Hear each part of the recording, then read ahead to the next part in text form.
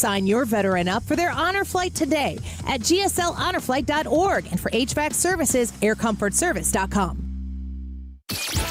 Annie Fry, Ryan Wiggins, Brad Ray. That's us. That's right. Gotta love this American ride. What do you want from me? I'm not America's sweetheart. For goodness sake, kid. Keep your voice down. Your father's listening to the radio. I'm not America's sweetheart. This is the Annie Fry Show on 97.1 FM Talk. Welcome back to the Annie Fry Show. We're glad you're here with us this afternoon. It's a beautiful day outside. Happy Wednesday. Some news out of California right now. Pretty important news. Was this on the horizon? Were we supposed to know that this was going to happen? But they made quite an announcement earlier today in an arrest. Let's listen. The complaint unsealed today charges the defendant with destruction of property by means of fire, a felony that carries a mandatory minimum 5-year federal prison sentence and is punishable by up to 20 years in federal prison. The defendant was arrested yesterday on a federal criminal complaint near his Florida residence, and he's expected to make his initial appearance today in the federal court in Orlando, Florida. I stress that the complaint contains allegations, and every defendant is presumed innocent until proven guilty in a court of law. So the Palisades fire, not something that we have had on our radar, but gosh, the devastation that took place after that Palisades fire ravaged through Southern California. The Fox News report says that an arrest has been made in relation to the deadly Palisades fire in the Los Angeles area. The suspect, 29-year-old Jonathan Rinderknecht, I hope I said that right, I don't really care if I said it right, to be honest, was arrested at his home in Melbourne, Florida on Tuesday. He will make an initial appearance in Orlando, as we just heard. Officials accuse Rinderknecht, also known as Jonathan Rinder, of starting the Lockman fire just after midnight on New Year's Day that maliciously damaged and destroyed by means of fire, specifically the fire known as the Lockman fire and Palisades fire. While the Lockman fire was quickly suppressed, officials said it continued burning underground until winds ignited what became the Palisades fire. He was an Uber driver, and he was described by two passengers as, quote, agitated and angry, end quote, the night he was accused of starting the fire, according to the complaint. Officials said during the presser that he was a resident of Palisades and was familiar with the neighborhood he is accused of starting the fire in. He allegedly used an open flame to ignite the blaze after having dropped off passengers. I'm listening to this story, and I'm trying to figure out, like, the why. Is a little bizarre. I mean, it's way bizarre, but what's the motive here? Pardon me for a second while I'm amazed that they can trace this giant fire back to this one dude in an Uber. I mean, I get that it had to start somewhere and you can trace it back to that. But it's just amazing to me sometimes that you hear these like unsolved mysteries, but the ones that they solve, the fact that they're able to pin it on this guy is incredible. The complaint from Fox News said Rinderknecht allegedly said that he grew up in France and that he played a French rap song during his rides. The music video for the song Un Zider un the by the French artist Jossman depicts fire scenes.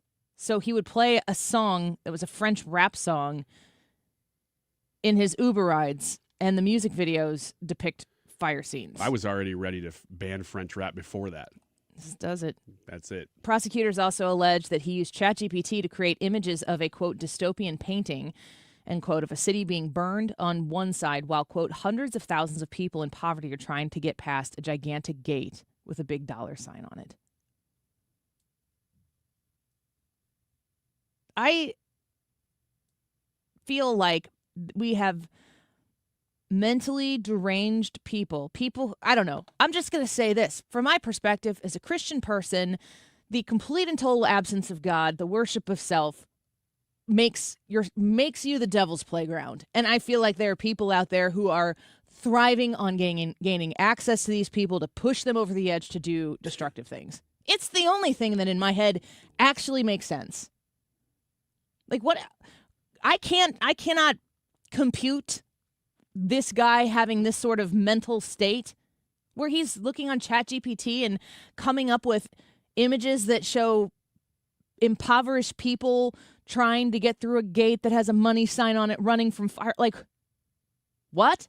Because the implication in something like that, if, save the arson that's involved, the implication is that this man has one of two things: a life of poverty or a heart for the impoverished. Because if you're creating images like that, if you're trying to show the plight of people, especially in Southern California where everything costs like 10 times as much as it does for flyover country, if you're trying to advocate through like an empathic protest that impoverished people need to be cared for, why the hell would you set a fire? Like, where is the connection there? There is a path where people can have what I think to be, classically liberal types of empathic thoughts about the people who are unfortunate, the people who are underprivileged. I think it is a virtue to see those people, to identify those people, and to furthermore act on the identification of those people. If you're somebody that has some level of success, some level of means, it is right to see those people. Now, the left preys upon that idea and decides to bloat government beyond the ability to afford it, and then use the empathy that exists among voters to try to perpetuate their own power in big government. But what is with the godlessness of these people and their attachment to these progressively liberal policies that makes them in their own mind internally go, I got to burn stuff down. I got to shoot stuff up. I got to shut that guy up. I got to put a bullet in his neck. What is it about the leftist policies or the objection to people who might think differently, conservative policies? What is it that causes them to go, I got to go nuclear on this situation. I have to do the most violent, destructive thing possible. It's got to be that the movement is more important than people. I really wonder if when you start to not think of people as having souls, that you just think about people as sort of cattle that are either part of this movement or not part of my movement or whatever, that you take away the value of an individual human life. And really anything's possible, because then it's more about the movement than it is about any person, eternity, God, soul. It's kind of makes everything cold, and it makes you more able to do horrible things to people. Yeah. The Palisades fire killed 12 people, largely destroyed the Pacific Palisades and parts of Malibu. More than 6,800 buildings were burned. People are still starting the process to rebuild their lives and their businesses right now, according to that Fox News report. I don't know. I don't think that the charges levied against this man yet include murder, but I bet they end up including murder. For sure. Every one of these stories that comes up, if it continues to have, if there's like a political angle to it, and I don't know that there's a political angle to this other than, he's creating depictions of things through ChatGPT of poverty and people being trapped in it or whatever it might be. We could talk about how the tone needs to be softened, but I don't know. I've tried really hard since Charlie Kirk was murdered. I've tried really hard not to be an inflammatory voice in all of this. But it just continues. There just continues to be an depraved outlook on life. Just just an utter hopelessness that is consistent among these people who, as you were saying, they feel righteous in their inexplicable actions because their hopelessness is so great. And how do you fix that? You got to give people a purpose. And that's what people are after. in all this. I'm looking at right now at Fox News. They're just showing tons of people protesting ICE. That they need everybody needs a purpose. They need a purpose. And if you have no real understanding of right and wrong, you're going to just latch onto something to make you feel like you're part of something, like you're important, like you're making a difference. But you might be making a difference in the absolute wrong way. That's what's sad, but everybody needs that purpose. How many people in the wake of Charlie Kirk's death have looked at the people who they support and how they reacted after that and going, I just don't like it. It's not like a bunch of Republicans were born that day, but I think a lot of people started to question the things that they had blindly accepted before. So the point of that type of violence is not really exacting the cause that they think that it's going to. Greg Gutfeld was kind of talking about this a little bit on The Five yesterday, and he always has a way with words. It's not conspiracies at all. I think right now they're just better at creative narrative fictions in their head than they are on screen. The movies are not working out, so they're creating these movies in their imagination. Look, if you look at Trump and Kirk and ICE and Musk, none of them were in danger until these narrative fictions came up. No one wanted Trump dead when he was doing The Apprentice. Everybody loved Musk until suddenly they didn't. It was an assigned opinion. It came from above. These people are running loops of the same movie in their head.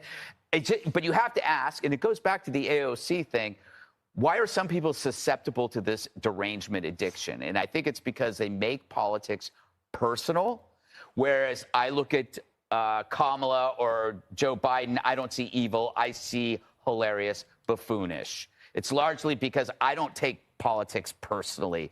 I think the moment it's personal, then it's a personal affront to your egos. When you're wrong, then you become aggressive, and ultimately you can become violent. So what Greg Gutfeld there is saying is kind of like what we're saying is, I think Greg Gutfeld doesn't take it personally because his purpose exists outside of ultimately what ends up happening politically. Like whatever ends up happening in the political landscape, he in his personal life will figure out how to live with, around, to, defeat the next time an election comes around.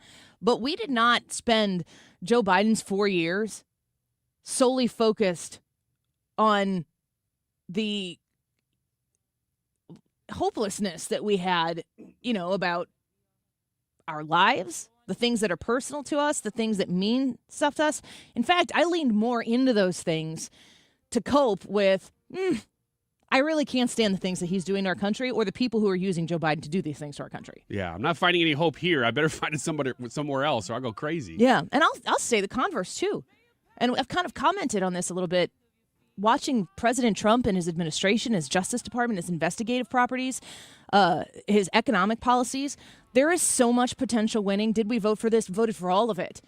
There's so much winning around it that I don't want to turn my hope over into that. Because I know that will eventually be futile. I know that will eventually let me down. That's not where our hope is. You know that. We'll be right back. And we talked and talked about how our parents will die. All our neighbors and wives. But I'd like to think. RulerFoods.com. If you want to put together a nice meal for this weekend, if it's chili time in your house, it's always chili time in our house. We need to get on that. Ruler Foods has got the savings that you're looking for, so you can make that delicious chili for a little bit less. You can stock up on Brooks chili beans for just 99 cents and Kroger chili ready tomatoes, just 95 cents. Throw in some Kroger chili seasoning mixes for 69 cents and hearty 75% lean ground beef, 2 1/4 pounds for just $12. Add the Kroger shredded cheese for $1.89, and you're going to have yourself a fine bowl of chili as the weather is getting a little bit cooler here. Shopping at Ruler Foods means you're going to have savings on the groceries you put in your cart each and every time. They're going to have the brands that you love. They're going to have the Kroger brands at Ruler Foods prices as well. And don't forget, you can find your Ruler Foods closestly located to you at rulerfoods.com. You can also schedule a delivery where those discounts will be shipped directly to your door. Find them online right now by shopping at rulerfoods.com.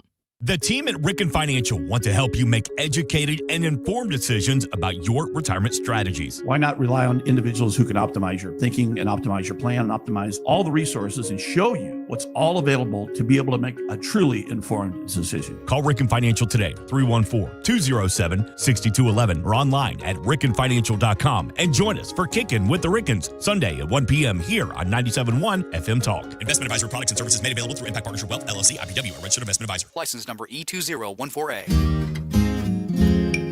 Hey, it's good to see you. Dad, that's what Grandpa Rip always said. That's right. 50 years ago, Grandpa started Grasser, and whenever a customer called, he'd smile and say, "Hey, it's good to see you." Hey, it's good to see you. It was his way of treating people like neighbors, not numbers. That's why we still say it today. Green is always Grasser at GrasserHomeservices.com. Hey, it's good to see you. Let's go! You're still glowing, flirting, grooving. You've still got it. But your immune system weakens as you age, making it harder to fight flu, pneumococcal pneumonia, RSV, and COVID-19. Vaccines are a key part of any health routine and help strengthen your immune response. Ask your doctor or pharmacist which vaccines you need. Schedule in minutes at vaxassist.com. Sponsored by Pfizer. It all comes down to this, folks. Yep, the entire season is on the line.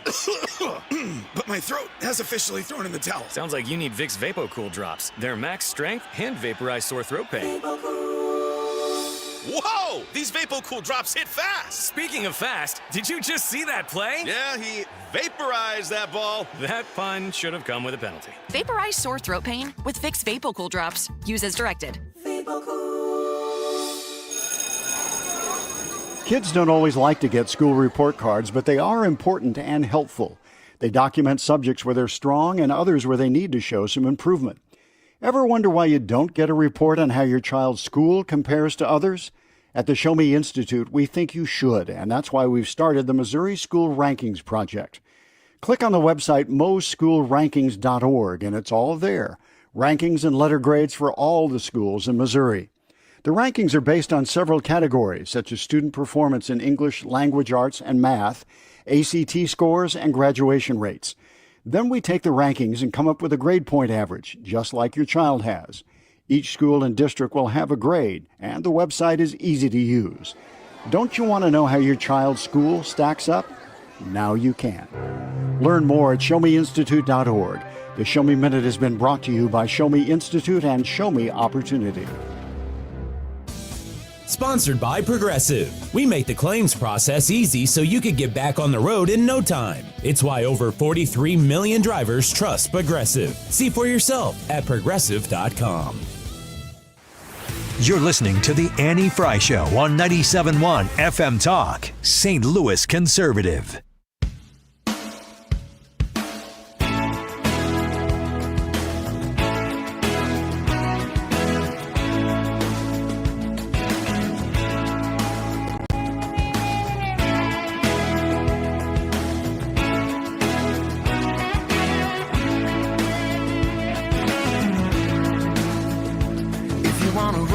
Absolutely amazing. It's all started back during the Obama years when Lois Lerner of the IRS was weaponized to go after these LLCs from conservative groups. Ever since then, if you go back and look at it, there's been a pattern of people being attacked on the Republican side. It's wrong. It needs to quit happening, and people need to be fired over it, not just these FBI agents, but let's go after Jack Smith. Let's go after the people that pulled the trigger to go after a sitting president of the United States, Donald Trump. There's Senator Tommy Tuberville from Alabama after the revelations a couple days ago that the senators had been wiretapped, followed, records been turned over about their communications, I believe, in 2023. Let's get to the bottom of it with Chad Pergram, who joins us once again, the senior congressional correspondent for Fox News. Chad, welcome back to the show. Always a pleasure to have you. Hey there. Thanks for having me. Of course. Tell us where we are right now in this process of the revelation that took place a couple days ago that this wiretapping by Jack Smith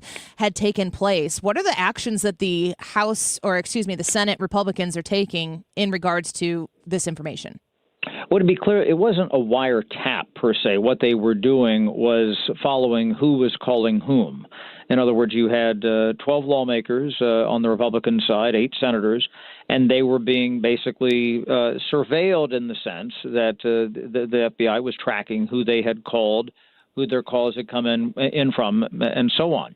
They didn't have any data from the calls. In other words, what was said on the calls, and it is illegal to wiretap American citizens under what's called FISA, which is the Foreign Intelligence Surveillance Act. The idea that you can't do that to American citizens, that's done routinely for foreign actors and things, but sometimes Americans have gotten swept up in this. But what they were doing was figuring out in early in 2021 as to who was talking to who around the time after the election, but around the time of the riot at the Capitol. And again, this wasn't done at the time. They went back and looked at these phone calls. In other words, Jack Smith was impaneled as the special prosecutor, the special counsel some years later. And so he was looking at who was communicating with whom, including probably at that point then President Trump. And this was related to alleged election interference and the riot at the Capitol. And so you might imagine that these Republican lawmakers are fit to be tied. They're upset at this. I should point out, though, that it is not unprecedented to have that sort of thing go on in a criminal investigation to look into who even lawmakers are talking to and communicating with. Although that makes them pretty mad. Lindsey Graham, Republican senator from South Carolina, was just seething at the Judiciary Committee hearing yesterday with Pam Bondi, the Attorney General. And I should note that, the Trump administration did some things that were similar with Adam Schiff, who is now a senator, and also Eric Swalwell, the Democratic representative from California. But I think, and you mentioned Tommy Tuberville, he and Ron Johnson and some others have said, if you're going to do this type of thing to an American lawmaker, this has to go pretty much to the top. And you have to get some, high-level people at the FBI, maybe even the Attorney General involved. And so we've probably just seen the proverbial tip of the iceberg on this and where this investigation, is going. But it's tied to looking into election interference and then ex post facto what happened with the January 6th riot at the Capitol.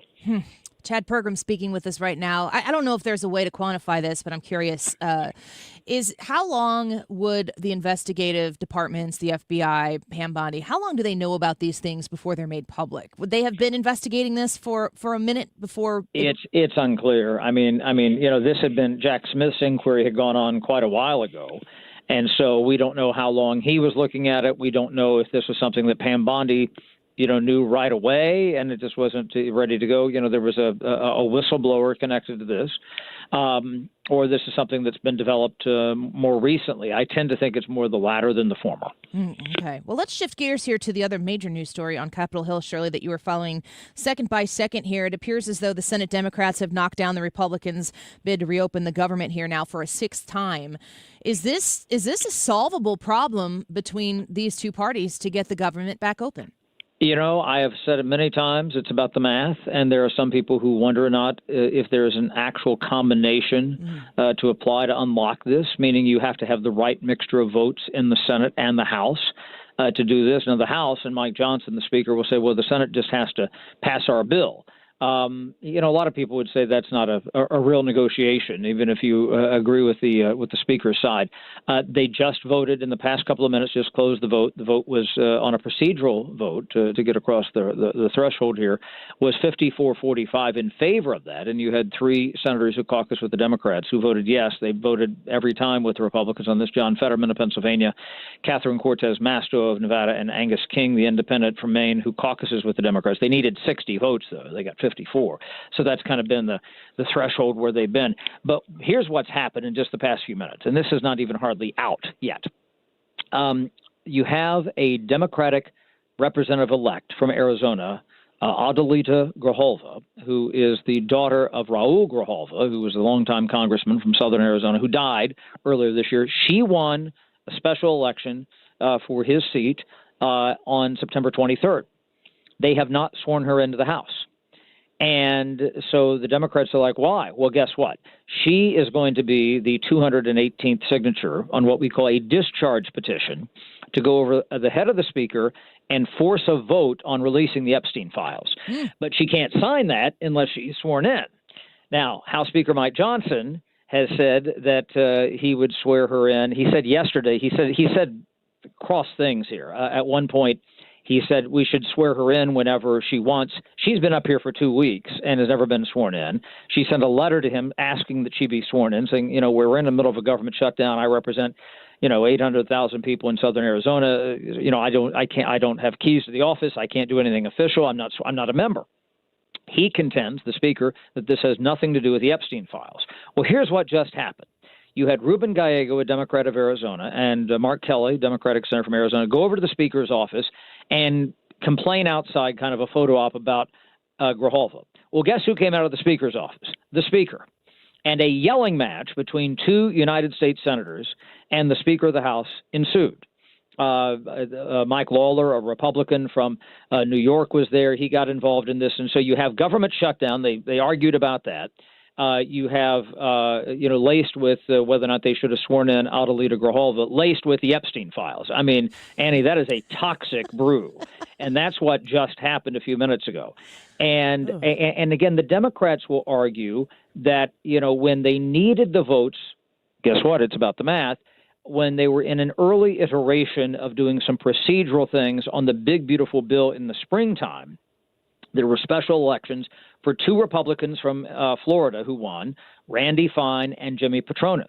They were sworn in about 24 hours after their special elections during what we call a pro forma session, where the House is not even doing any legislative business. Why? Because they needed their votes on the Republican side of the aisle. Now, Mike Johnson will contend that not swearing in Adelita Grijalva has nothing to do with the Epstein files, and he said as much today. But, what's good for the goose is good for the gander. And you can guarantee that if you had a Democratic speaker under any circumstances who was holding up the swearing in of a Republican member, and they're saying, we're not going to do this until the government is fully reopened, and there's nothing that says they have to wait till the government's open or anything like that. I checked this yesterday. We've never had a member sworn in during a government shutdown. Again, that's kind of a rare combination of events to have, so that's not maybe that strange, but it has not happened.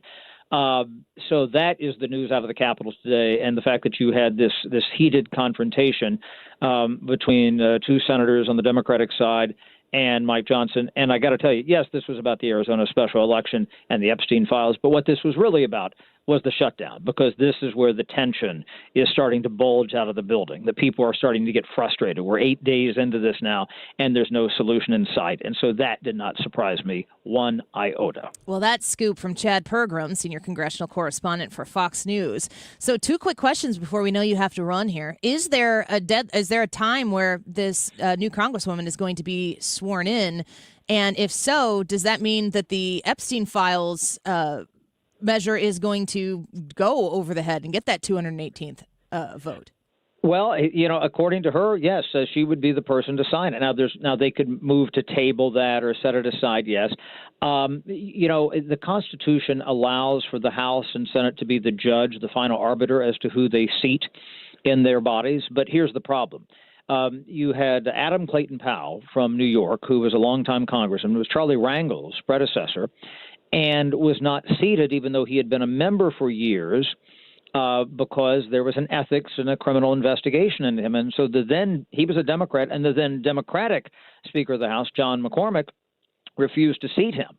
And so he went to the Supreme Court, and the Supreme Court basically ruled, despite what the Constitution says, that he has been elected, and you kind of have to seat him, even though the Constitution says, the House is the ultimate judge as to who sits in the seat. Now, what you could do is now this is very different than what's happened with Adelita Grijalva, but in that case, the Supreme Court kind of compelled the House to seat the congressman from New York, Adam Clayton Powell. So here, you could argue that, some echoes of that Supreme Court case might hear, why aren't you seating this person in due time? That's a problem. She has been duly elected by the people, and this is really, and if you look at the precedent that even the Speaker set, swearing in his 2 Republicans, Jimmy Petronis and Randy Fine from Florida, lickety split back in April when he needed their votes. Well, it doesn't look like the same standard is being applied. Oh, Chad Pergram from right there in the middle of the action. Thank you for some time today. We always love having you on, and you are no short for drama, and we appreciate the time with you here today. Thank you. Pleasure. Take care. Bye-bye. Chad Pergram is the senior congressional correspondent for Fox News. That would really be something to be standing there and watching senators and the speaker go back and forth. And, I would wonder if there is an explanation as to why that congresswoman hasn't been sworn in yet, if it is simply political. I'd be curious to hear what the speaker has to say about that as well. And I bet that we will hear in the next probably few hours if there is a comment that is made. Let's take a break. We'll get Ryan back in studio with us. Wiggins America coming up in about 15 minutes from now. We're going to dip a little bit more into that Democratic Party platform from the 2000 campaign, the Al Gore campaign. We went through a couple bits of it yesterday during Wiggins America, and their platform sounds like the Republican platform today.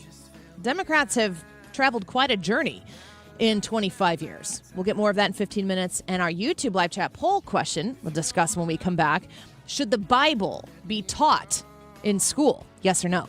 We'll be right back. I'm running for the last train home.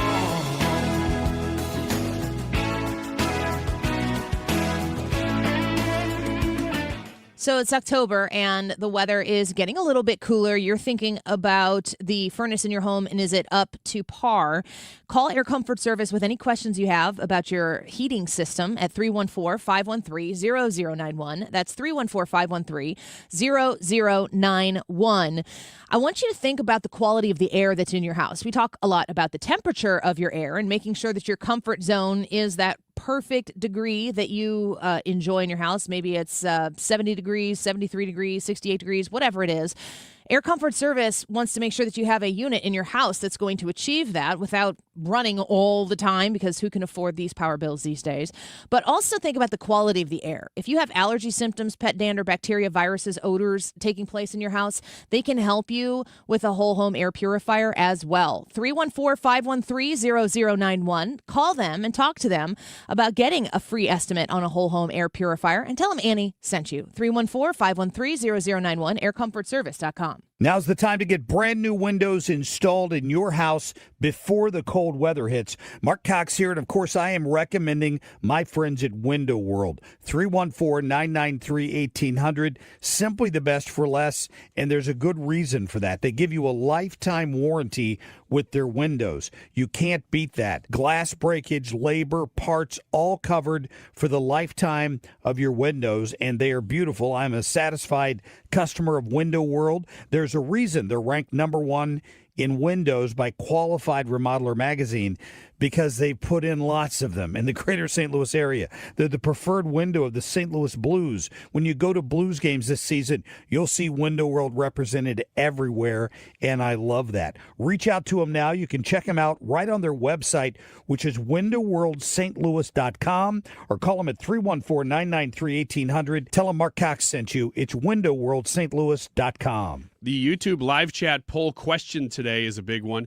Should the Bible be taught in school? Yes or no? A lot of ways you could interpret that, but some comments here. I'm going to share one from Jackie. Says no, though I like some people's other ideas. She references somebody else. Make Bible class an elective. Jaws says yes, but a tough one to do fairly to all. Would need to be a part of basic religions class, including other religious text beliefs. 10 Commandments, great basic rules for society. What do you think about this question? Should the Bible be taught in school? Let us know, and we will be very much watching comments. If you'd like to leave one on Annie's YouTube or Facebook page, we will see that today. 12:36, 12:37 now. This time check is sponsored by Jerry Kelly, heating, air conditioning, electrical, and plumbing. It's time for a $98 furnace tune-up. From the gateway city to the front lines of freedom. 97.1 FM Talk. St. Louis Conservative.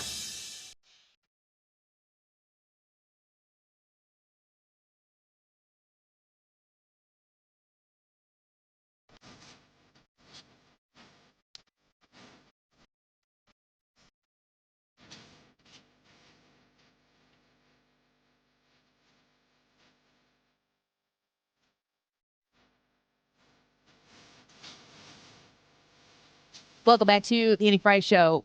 Brian just mentioned the YouTube live chat poll. I saw this on Twitter yesterday, and the question was asked, should the Bible be taught in schools? Did you have any sort of like what was the Christian inclusion? Was there any prayer? I feel like when we were in school, there was a big like get prayer out of school push. But I went to Lutheran schools all but 1 year. My sophomore year, I went to Edwardsville High School. So I don't feel like I have the perspective of public school and how you might be exposed to the Christian faith or a Bible or anything like that. Yeah, I went to only public school. So I never went to Christian school or private school at all. And I can't remember anybody ever teaching Christianity other than in an elective in college, but then that was an elective. I can't remember any of my teachers really talking about God. Maybe they did a little bit when I was younger. I remember talking to my second grade teacher a little bit like about something, but that may have been something I brought up. So I don't remember anything concerning religion, Jesus, Christianity at all throughout my entire life in school. Were you an active Christian as a kid? Yes. And I mean, like you had that, so yes. You would have been able to identify it. Yeah. And I remember in high school being taught things that I disagreed with, but I never really remember anybody teaching anything I agreed with. Mm-hmm.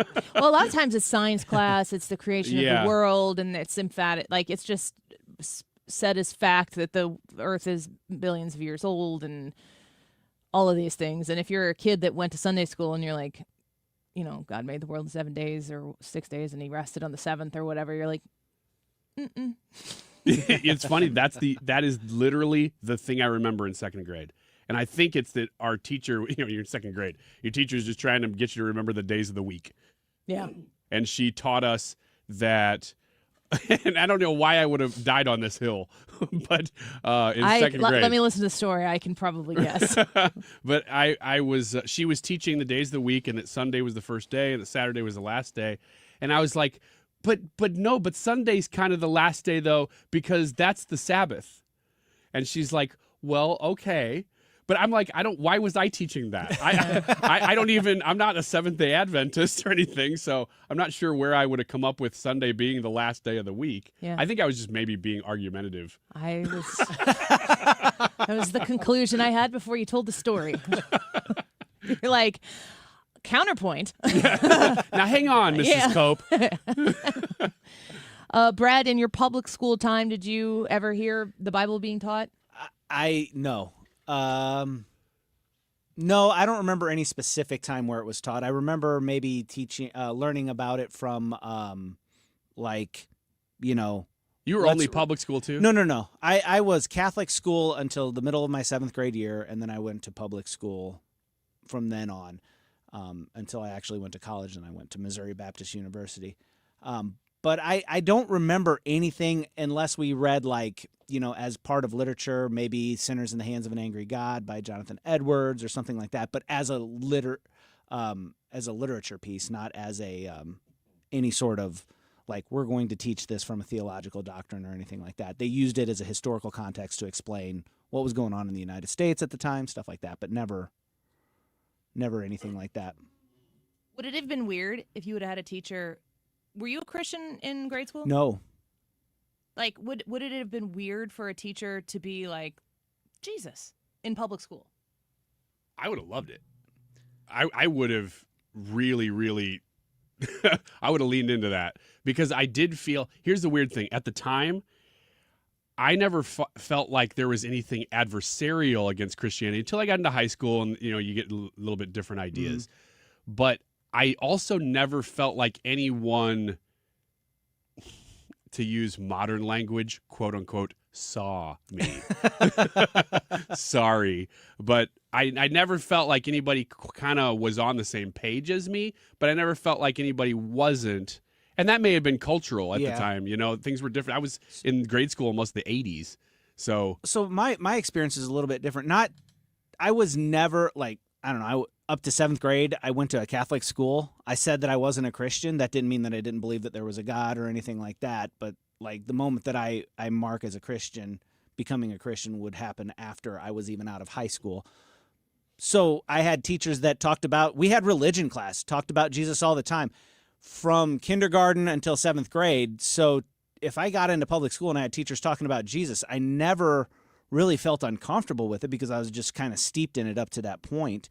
and I wouldn't have had like I remember thinking sometimes when I hear, okay, we had a 5th grade teacher at my Catholic school who wasn't Catholic, and that was kind of like a scandal because she went to a Protestant church. And but the question about that we have on the poll today, should the Bible be taught in school?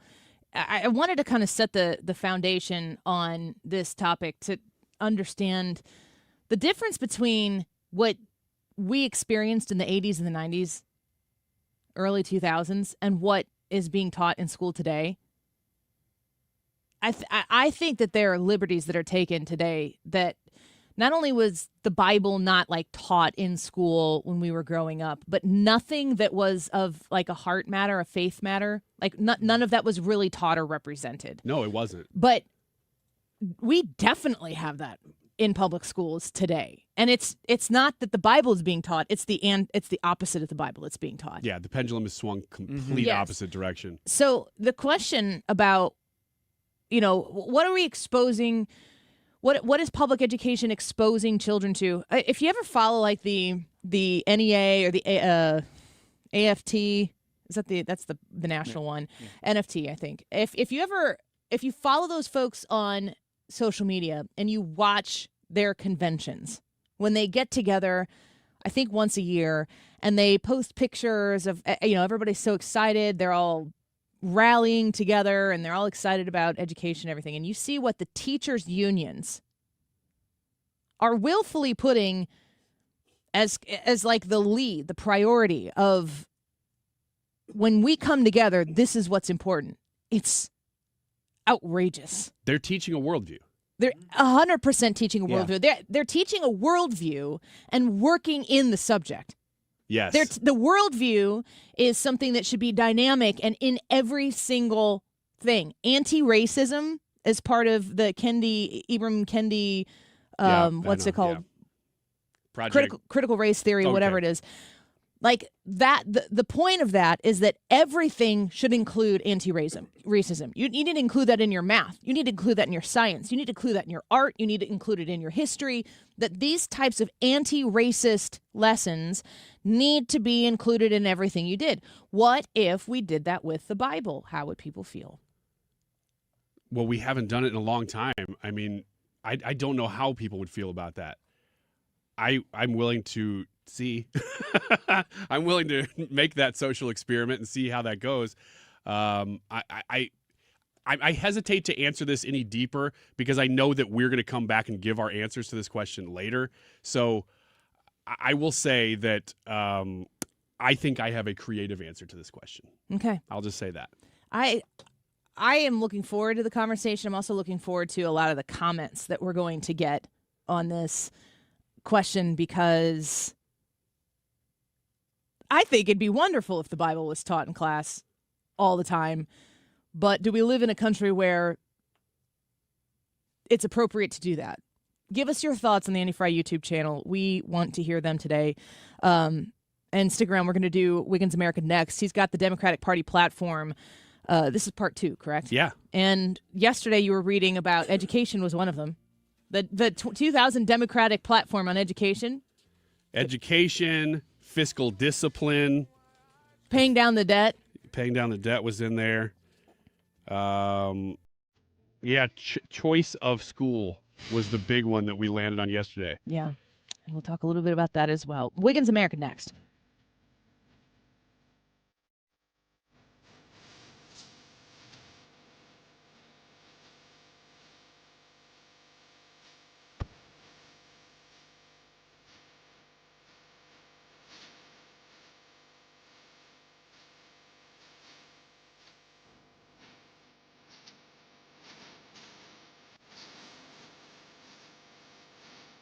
HomeshieldFoundationRepairs.com. Check the website and learn about how Matt Hayes and the Home Shield Foundation Repair team can come help you fix your wet basement. You could have cracks in the walls. You could have moisture coming up, maybe even from the floor, from the ground, from poor drainage. You might have a sump pump issue. You might not have a sump pump. I don't know what the problem is with your basement, but Matt Hayes can. He can understand exactly what you're dealing with and help you find the correct solution for your concerns. The number to call Home Shield Foundation Repair is 314-227-9636, 314-227-9636. I will add that Home Shield Foundation Repair and Matt Hayes has over 25 years of experience in the industry. So they know what they're doing. They've seen it before. They know how to fix it. They know how to fix it right. You can rely on them. And we are always grateful to be able to partner the best people, you, with the best businesses. Home Shield Foundation Repair. 314-227-9636. That's 314-227-9636. Reach out to Home Shield Foundation Repair. Tell them Annie sent you. And visit them online at homeshieldfoundationrepairs.com. Join us October 23rd at Lit Cigar Lounge and celebrate 25 years with drinks from Lore Wine and Spirits, Old Dominic Distillery, and Rayburn Wines, plus live music by Pretty Weeds and food from Napoli Bros. Reservations at 971talk.com. Presented by Rhino Shield and U.S. Men's Medical Center.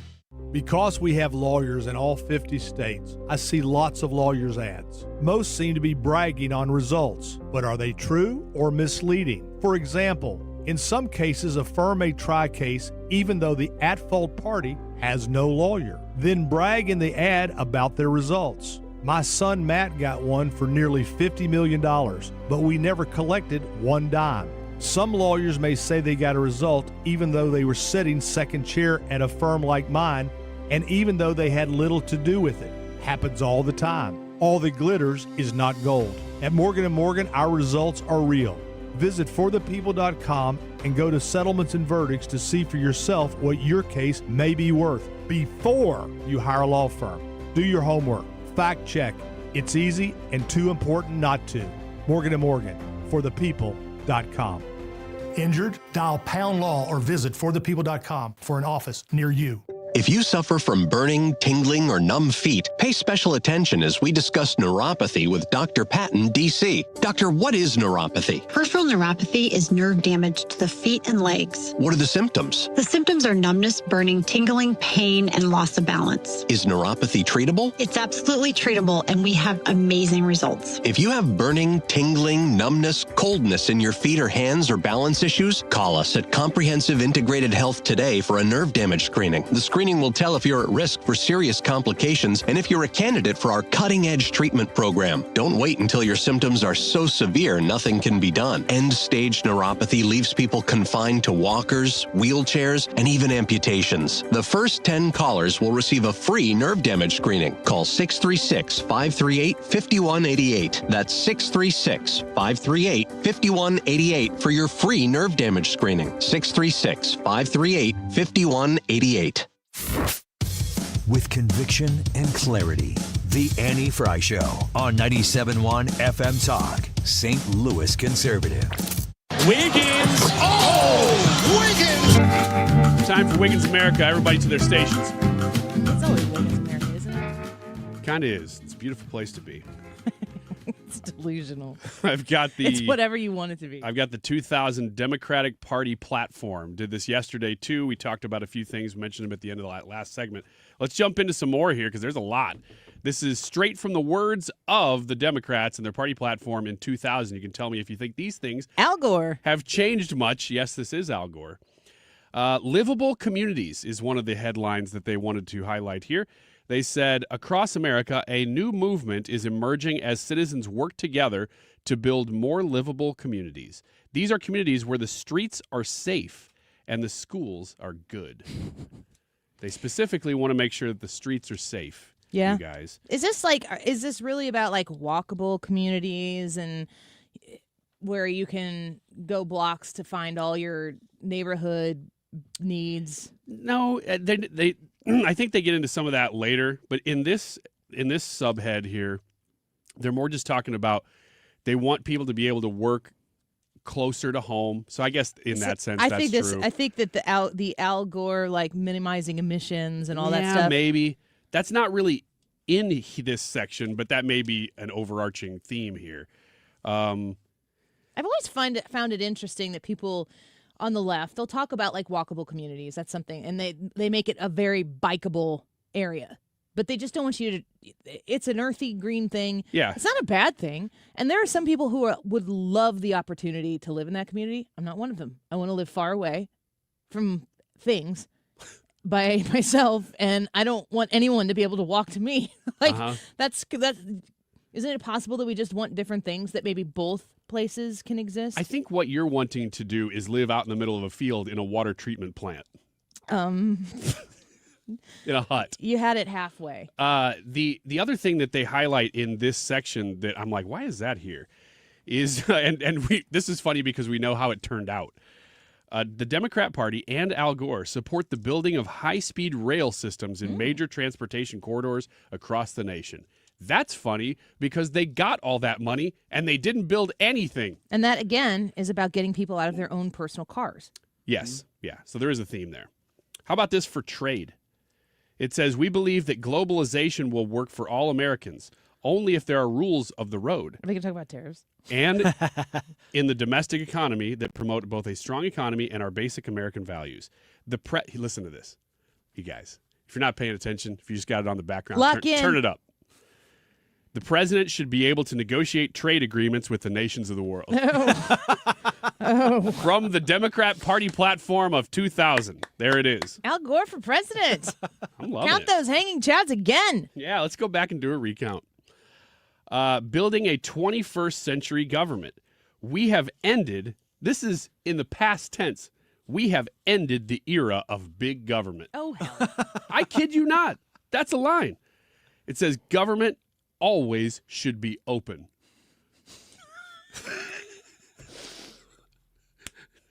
This is like... This was fun for me. This seems like Ryan was like, ChatGPT, create a hilariously embarrassing, hypocritical platform, make it from Al Gore's 2000, but use it in conjunction with Donald Trump is doing now. Yeah. Go. Click, and then in 13 seconds... Oh, it's incredible. Oh, but this is 53 pages, though. I had to do some real homework here. Yeah, you read. I read a lot, and look, you can go look this up yourself. It's from August 14th, 2000 that they put this out. The Democrat Party platform, it says, I'm going to go on, faith-based and community-based organizations have always been at the forefront in combating the hardships Faith-based initiatives. Families and communities.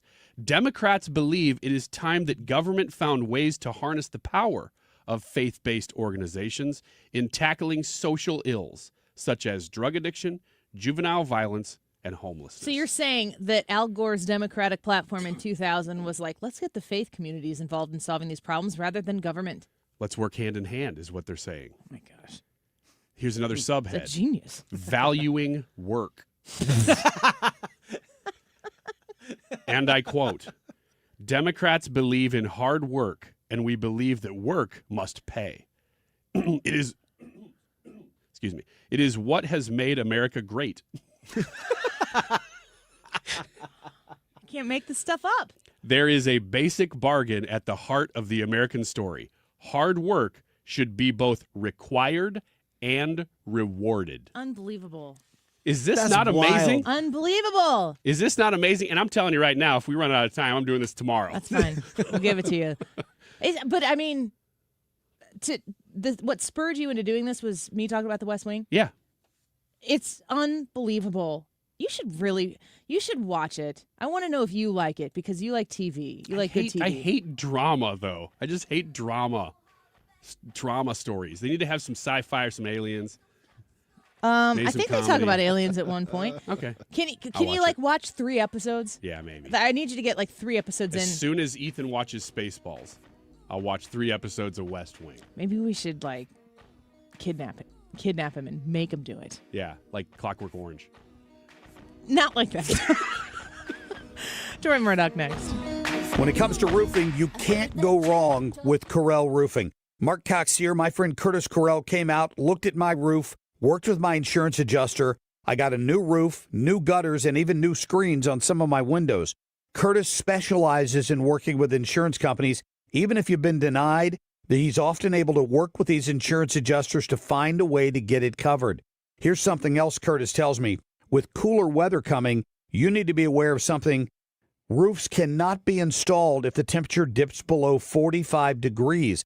Some companies go ahead and do this anyway, but you're going to have problems down the road. So if you're concerned that your roof won't make it through the winter, call Curtis Corel today. Corel Roofing has crews with over 20 years of experience. They pay attention to detail, and they can work with all the luxury line roofing as well. Call Curtis at 314-222-9529. That's 222-9529. or on Facebook at Corel Roofing Co. Attention St. Louis Medicaid residents in need of care at home. If you need assistance with daily activities, you can receive in-home care from a loved one that lives with you and they get paid. Through Medicaid, Freedom Care allows you to choose who provides your care at home in St. Louis, and they get paid weekly. Available to eligible Medicaid members in St. Louis. Call now to check your eligibility. It can be your daughter, son, a close relative, or trusted friend helping you with cooking, transportation, laundry, and other activities in your own home. You get the help you need, and your caregiver gets paid. Freedom Care has over 7,000 five-star Google reviews and is a leading choice in St. Louis for in-home care. If you have Medicaid and want to receive great care from a loved one, go to freedomcare.com, or for faster service, call 314-597-1749. 314-597-1749. That's 314-597-1749. Freedom Care, we're here for you. You've got a ton of equity in your home. You're sitting on a gold mine, and you could do so much with all that cash, like travel, invest it, or pay off debt, but you can't touch it unless you sell your home. But you really don't want to move. And besides, homes are sitting on the market for a long time these days. You're trapped, right? Well, not with TrueHold. With TrueHold, you can cash out your equity in as little as 30 days. And listen, you don't have to move. You can stay in the home you love as a renter. So that's TrueHold's Sell and Stay program. You cash out your entire home's value and stay put. TrueHold even covers property taxes, property insurance, and essential repairs. So imagine using that equity to travel, invest, or pay off debt and stay in your home. It's brilliant, especially in this slow market. You get an all-cash offer now by calling 1-855-300-9993. You can also visit TrueHold.com, the smarter, faster way to cash out on your home's value without moving. That's TrueHold.com. KFTK FM Florissant from the Kaufman Townsley St. Louis's Injury Lawyers Studio. Call 314-500-5000. That's 314-500-5000. All on the free Odyssey app. A historic California wildfire now has a suspect. Lisa Brady, Fox News. After more than 8 months of tireless, meticulous work, I stand here with our partners, proud to announce an arrest in connection to the devastating Palisades fires. ATF Special Agent Kenny Cooper says the origin of the Palisades fire is connected through the evidence to a fire set on New Year's Eve, which was suppressed by firefighters but burned underground and was later reignited by strong winds. The man accused of setting it is 29-year-old Jonathan Rinderknecht, charged with felony destruction of property. As the world watched in horror as the Palisades fire burned, victims perished in the smoke and flames. Homes where cherished family memories and belongings were turned to rubble and ash. Acting U.S. Attorney Bill Asaley says they'll prove the fire was maliciously set. Thousands of homes were destroyed and 12 people died. More votes, same result in the U.S. Senate, where 2 short-term spending bills have just failed again on day 8 of a government shutdown. House Speaker Mike Johnson telling reporters before today's votes. The first responsibility of the government is to protect the people, and the people who are supposed to be protected are being completely cheated by Democrats in the Senate because they want to play politics. Well, Democrats say health care is at stake, that millions of people won't be able to afford insurance with Obamacare tax credits set to expire. Republicans say talks can happen after the government reopens. Police in Britain now confirming that the man who attacked a synagogue in Manchester had pledged allegiance to ISIS. They say that happened in a phone call to emergency dispatchers during the attack. The 35-year-old was killed by police after ramming a car into pedestrians and stabbing people, killing 2. America is listening to Fox News. Let's go! You're still glowing, flirting, grooving. You still got it. But your immune system weakens as you age, making it harder to fight flu, pneumococcal pneumonia, RSV, and COVID-19. Vaccines are a key part of any health routine and help strengthen your immune response. Ask your doctor or pharmacist which vaccines you need. Schedule in minutes at vaxassist.com. Sponsored by Pfizer. It's Cybersecurity Awareness Month. LifeLock is here with tips to help protect your identity. Use strong passwords, set up multi-factor authentication, report scams, and update your software. And for comprehensive identity protection, LifeLock is your best choice. LifeLock alerts you to suspicious uses of your personal information and fixes identity theft, guaranteed, or your money back. Start your protection today with a 30-day free trial at LifeLock.com. Use promo code NEWS. Terms apply.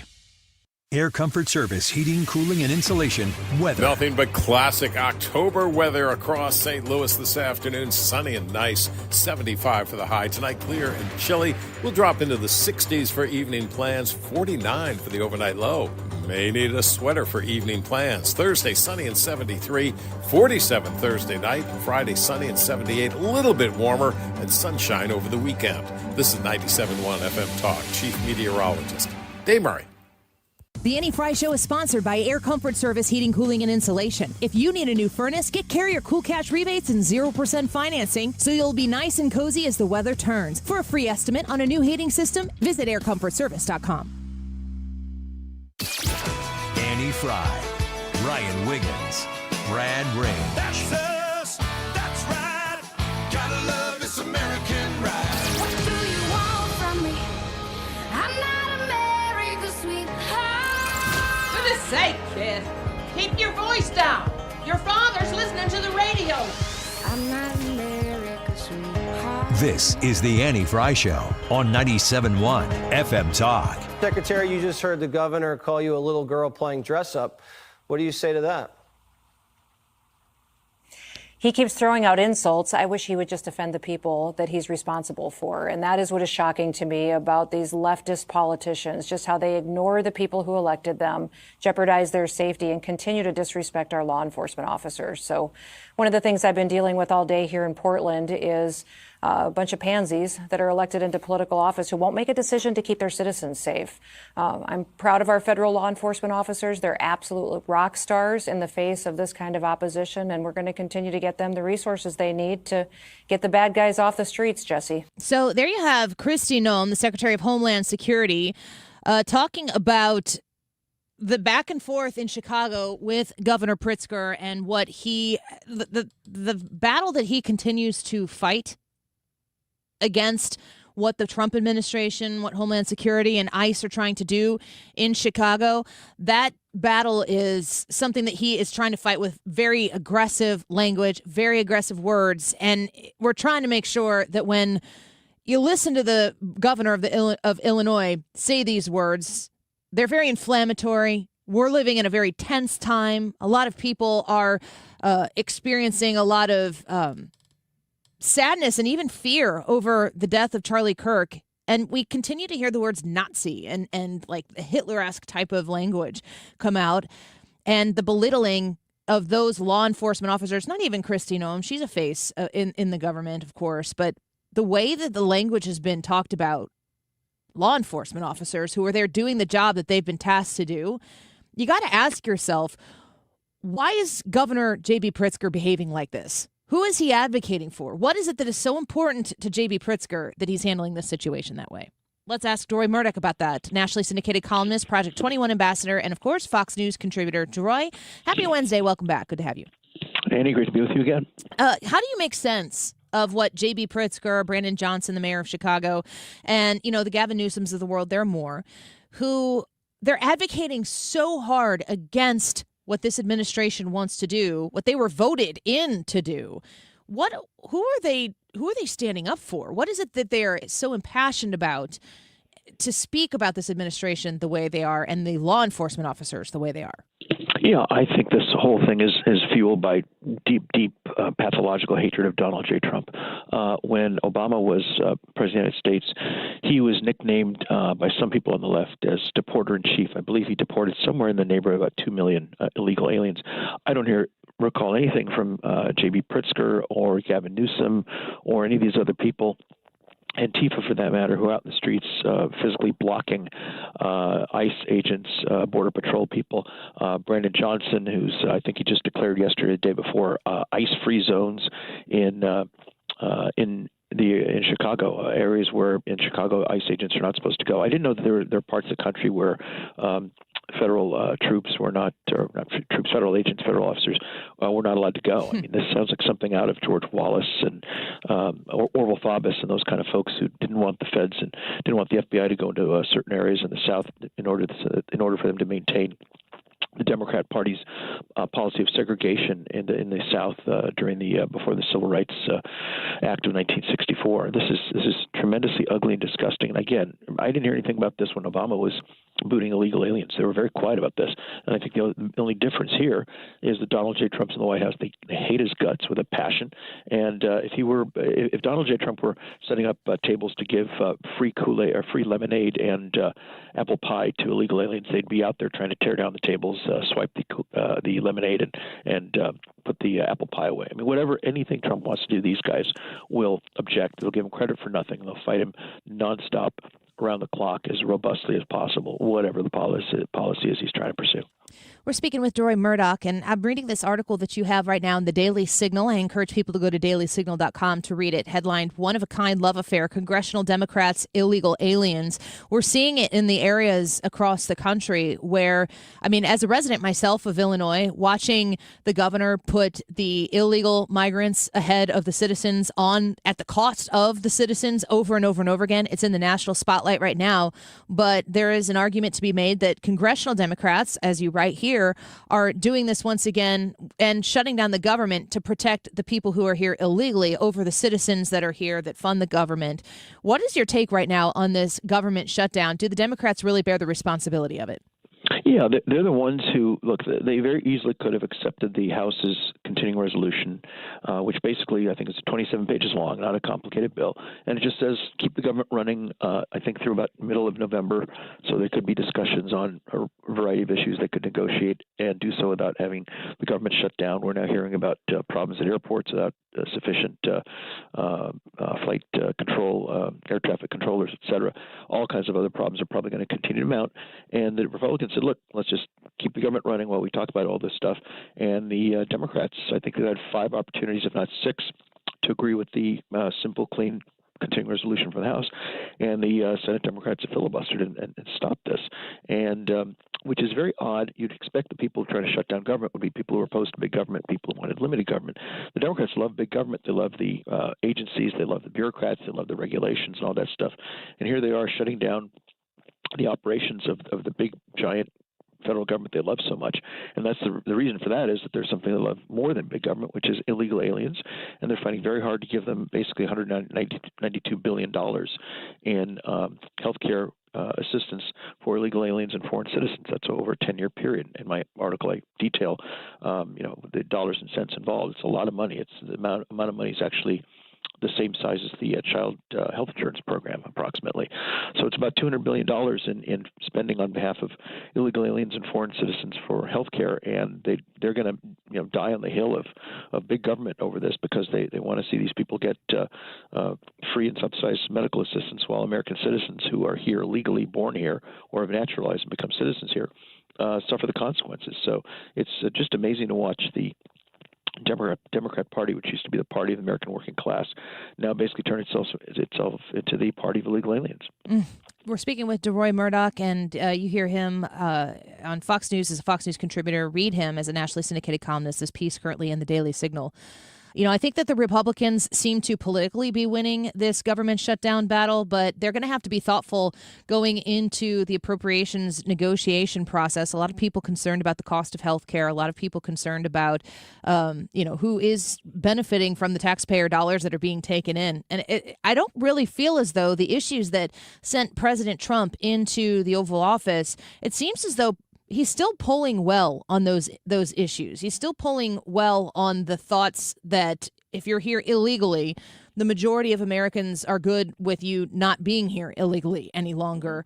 Do you feel as though, do you have high expectations for the Republicans who have the majority in the House and the Senate, but not a huge majority, to get through this appropriations process after the continuing resolution eventually, I suppose, is voted for and passed and the government reopens? Do you think the Republicans have what it takes right now to get the win they need when this budget process comes to be?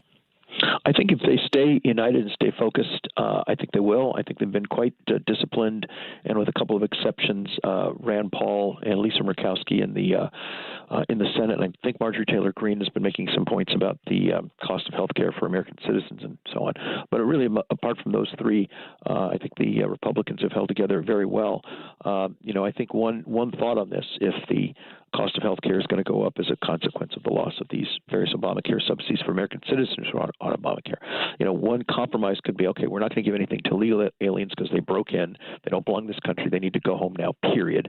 As far as American citizens with Obamacare subsidies, if it turns out that losing those will cause them to lose health insurance, I think an interesting way to do this would be for the Republicans to agree on the spending. But if the Democrats agree that this money, if people want to, can go into health savings accounts, and people can open health savings accounts, and we'll have health savings accounts be a larger portion of the overall healthcare economy, which has a lot of benefits from the standpoint of patient choice, patients being able to control their own money. If people control their own money and are able to decide, yes, I want to spend this, or I don't want to spend this, or I want to shop around, maybe I can get my injured elbow fixed somewhere for $500 versus $1,500 somewhere else, and you have patients shopping around with what is essentially their own money. That is a much better situation for the overall health economy than somebody walking in, getting something treated. The bill goes to HHS. They write a big fat check, and there's no opportunity for consumers to shop around and through that effort, help to keep healthcare costs low. I think that would be a win for both sides, and that's probably something the Democrats ought to be, the Republicans rather, ought to convince the Democrats to do as a possible compromise on the way out of this. But I think we should not budge one millimeter on the idea of giving illegal aliens health insurance. The only thing they should get is probably a Band-Aid on the way out, is we wave goodbye, open the big wall, and let them head south and go home. I'm watching right now on Fox News. They're reporting on a CNN poll that shows that the president has a 52% approval rating. I still kind of grade President Trump on a curve a little bit. If CNN is reporting that he has a 52% approval rating, I'd imagine people are still a little leery to be like, oh yeah, Donald Trump's my guy. But for him to be 9 months, not even 9 months into his second term here, to have been able to deliver on so many promises that he's made, or at least made significant progress on those promises, do you want to see the president be bold and continue to push aggressively? Because he seems to be the leader in all of this. He hasn't given up any of that bully pulpit weight that he can throw around. Do you want to continue to see him be bold, even going into a midterm year? Absolutely, 1,000%. Yeah, I mean, I think a lot of presidents would say, well, we got the one big, beautiful bill passed, so I can relax now. There's no time to relax. It's very important to remember that the Republicans currently control the U.S. House, the U.S. Senate, and the White House, with the president willing to sign legislation sent over from Capitol Hill. That is not a constant situation. That can change very rapidly. That can change in November of next year. That could change even in the House, where the majority is just 3 or 4 seats. If you have a number of people either have to resign, or they get sick, or they're no longer with us, you could find yourself either with a tie in the U.S. House. You could even find yourself with a Democrat majority. So if I were President Trump and Senate Majority Leader John Thune and House Speaker Mike Johnson, I would have all three of them with their gas pedals to the metal. They ought to be passing significant, important reforms on a daily basis, and also putting the Democrats in a situation where they have to vote on things and make very tough choices. The results of which will either, if they vote with us, we'll get what we want. If they vote against us, then we'll have a record of how they're voting, and that can be used against them in the elections next year. Especially things where they have to pick between, like in a school choice matter, okay, do you want to pick between often black parents who want school choice, or do you want to choose to continue to get the support of the teachers unions who hate school choice? And I really like to see Democrats sitting there thinking, well, do we want to upset black voters, or do we want to upset our teachers union donors? And they have to make those tough choices. So those sorts of votes should be happening on the House floor and Senate floor every single day. And as long as we have control of the White House, the Senate, and the House, we should be taking care of that opportunity to go through as much of the conservative agenda and get it enacted as statutes, including a lot of the executive orders, which can be reversed instantly by a Democrat president if we have one in 2029. Those things ought to be put into the U.S. Code, which is, of course, much more difficult to reverse. Yeah. Go all in. That's what I say as well. Absolutely. Deroy Murdock, we love having you on. Thanks for being with us today. Okay, Andy, thank you very much. We'll see you. Bye-bye. Bye-bye. Nationally syndicated columnist, Project 21 ambassador, Fox News contributor, and our friend on Wednesdays. He's our friend every day, but we'd like to talk to him on Wednesdays. Deroy Murdock. His piece, One-of-a-Kind Love Affair, Congressional Democrats and Illegal Aliens, at dailysignal.com. All right, a quick break. We want you to go vote in the YouTube live chat poll. Should the Bible be taught in schools? Yes or no? Kat comments on our YouTube channel. If you want your children to learn the Bible, your church offers Bible classes. But our children do go to school with children and families that are agnostic or atheists. That's why I say no. Sean said, I say yes, but as an elective course starting in high school.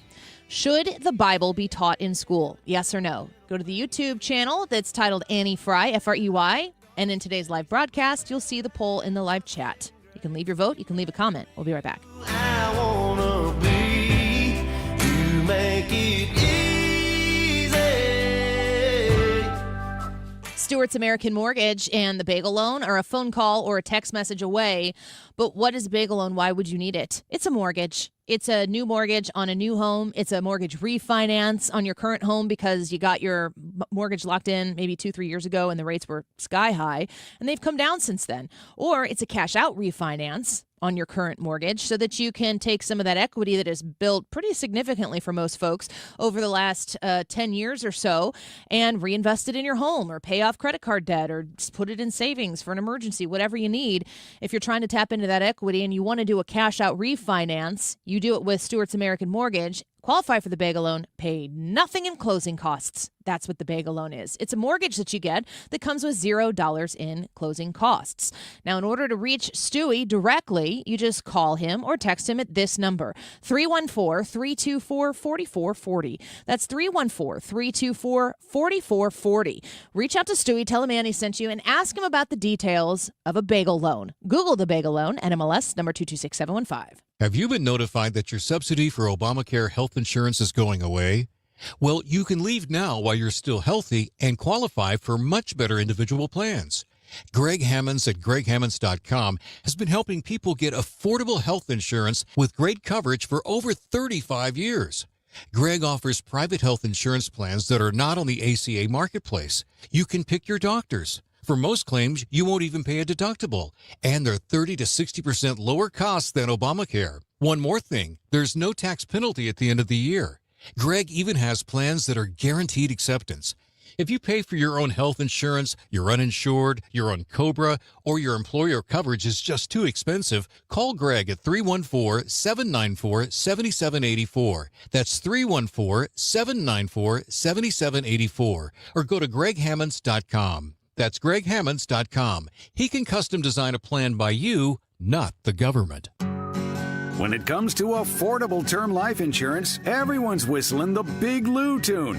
If you're over 50, maybe a bit porky, or have type 2 diabetes, $1 million of term insurance may only cost about $200 a month. Even if you're not in perfect health, call Big Lou, because he specializes in finding big chunks of affordable term life insurance for just about everyone. Don't let diabetes or other health glitches keep you from owning $500,000 to $1 million or more of term life insurance. For affordable term life insurance, call Big Lou. Don't hesitate. Call 800-700-6898, 800-700-6898, or visit biglou.com. Call Big Lou, don't hesitate. 800-700-6898. Call Big Lou, don't hesitate. 800-700-6898. Visit biglou.com.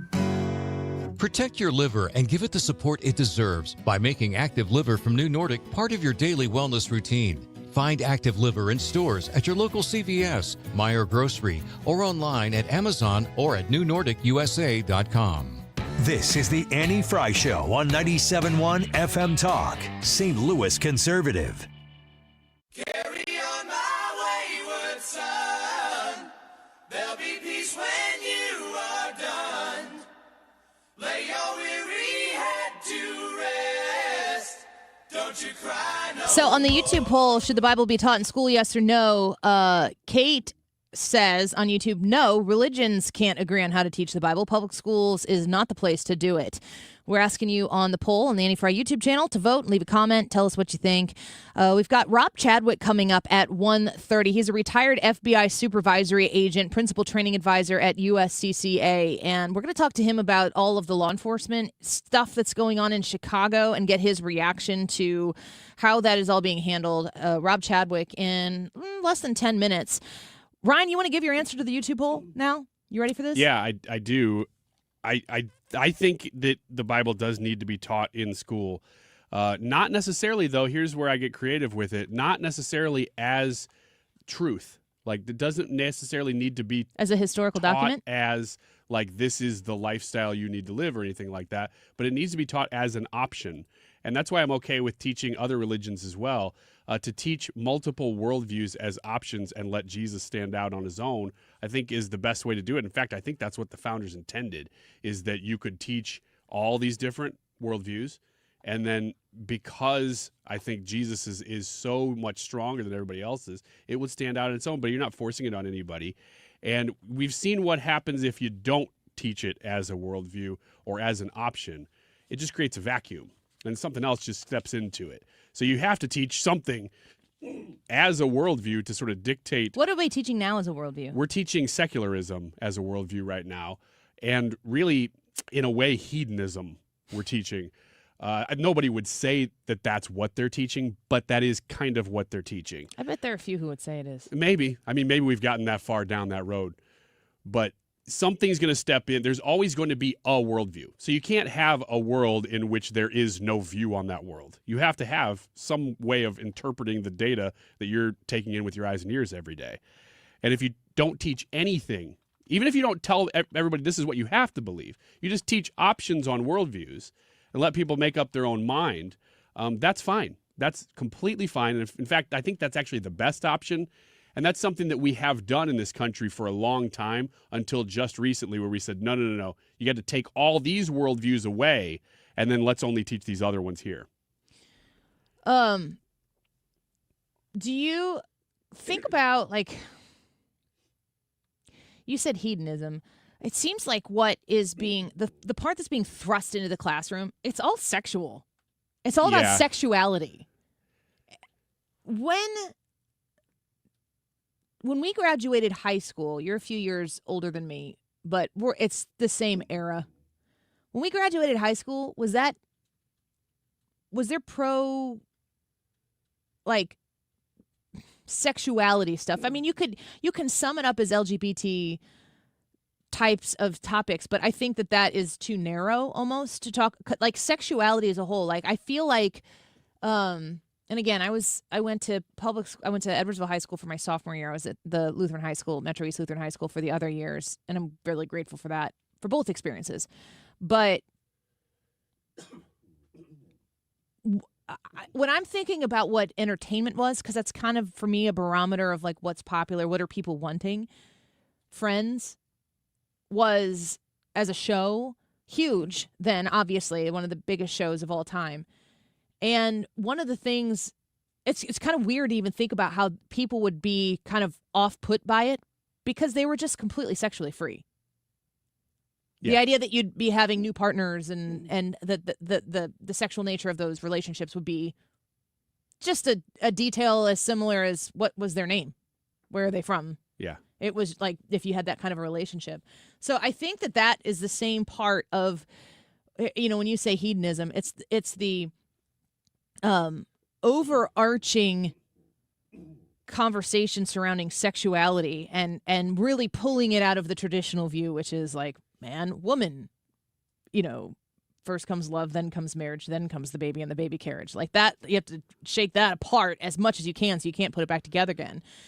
I think that came before any sort of like pro-alternative sexuality lifestyles did. But it was, I think it's all in the same timeline. Yeah, we grew up in a highly sexualized culture. I'm not saying that we didn't.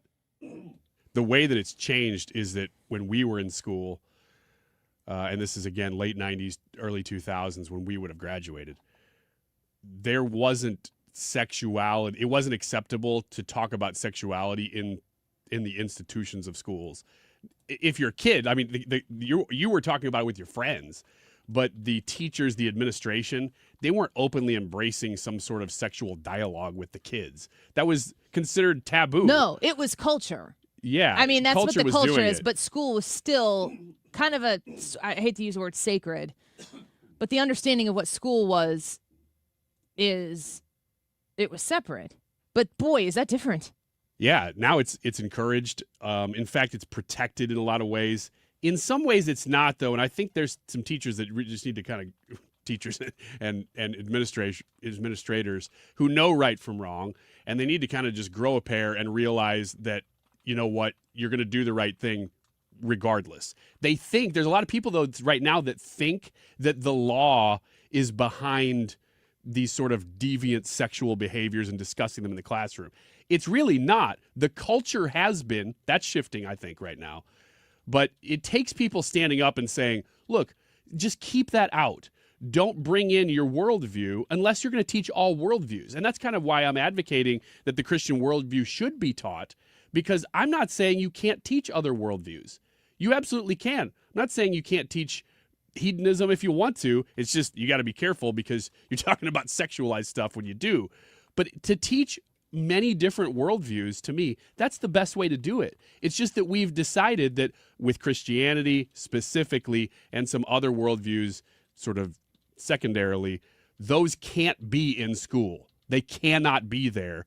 And then so that you create this vacuum, and now we have what we have. Are you a yes then on the poll? I'm a yes. You're a yes. Yeah. Do you think that the majority at the end of the show is going to be yes or no? Right now, I'd say they're no. But I don't know. Just based on the comments, I'd say no. I don't know what the voting is right now. So I'm gonna tell you right now I'm gonna be a no, and I'm gonna tell you why later. I think I already know why. We disagree. It's because you said yes. Yeah, that's why. No, I'm kidding. I can articulate That's what I that. would do. I'll weigh in on why I'm a no at about 1:48 specifically. But when we come back, Rob Chadwick is going to be with us, a retired FBI supervisory agent. He understands law enforcement, of course, but also his presence around riots and just social unrest, protesting unrest. We'll discuss that with him when we return. Rob Chadwick on the show next. Don't go away.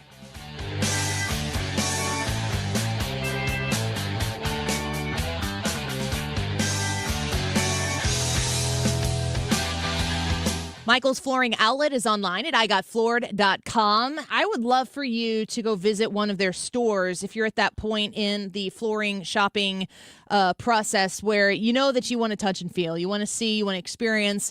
It's going to be an investment, and you want to make sure you're getting top quality material, of course, but you don't want to overpay for it. You know, we're not looking for the cheapest thing that exists out there because, you know, when you buy cheap, you get cheap.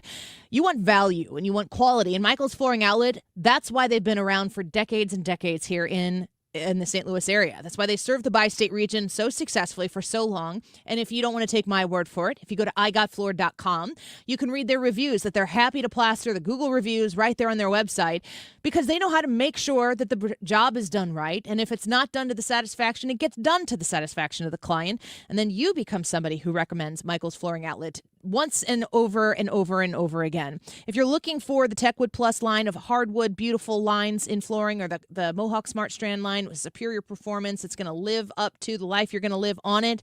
You want Michael's Flooring Outlet. They have it for you to check out online and in store. igotfloored.com. With this season's drought and high temperatures, demand for new sprinkler system installs is at its peak. Even with a little rain in the forecast, now is the absolute best time to put a new system in place, setting you up for a healthier, greener lawn next year.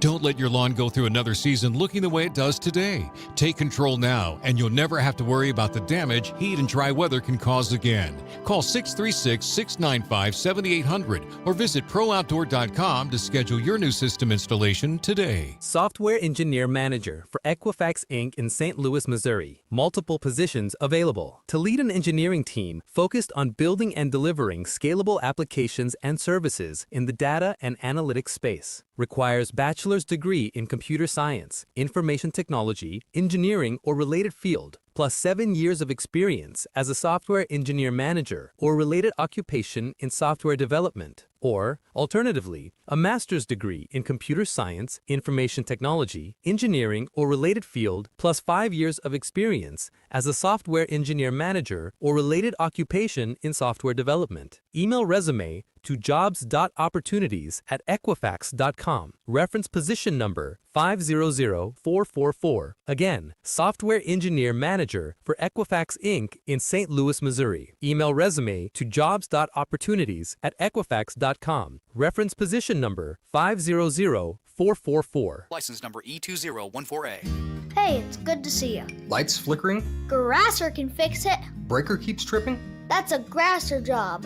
Outlet not working? Grasser makes it right. Old wiring need a rewire? Grasser rewires with care. From little fixes to major fixes. Even the tricky ones. We treat your home like our own. Treat? Did you say treat? Woof. Green is always Grasser at GrasserHomeservices.com.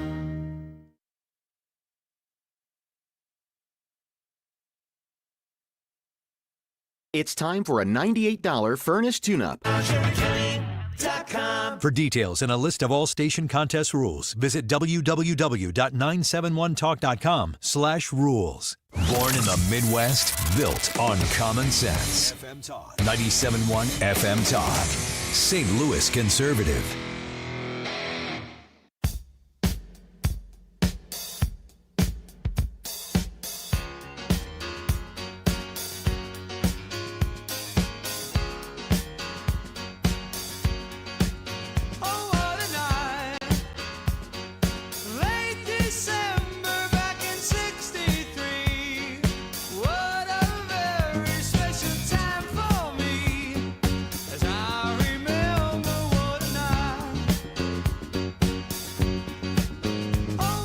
Organized efforts by domestic terrorists, and that's what they are, to do things like box in law enforcement's cars where they can't even move.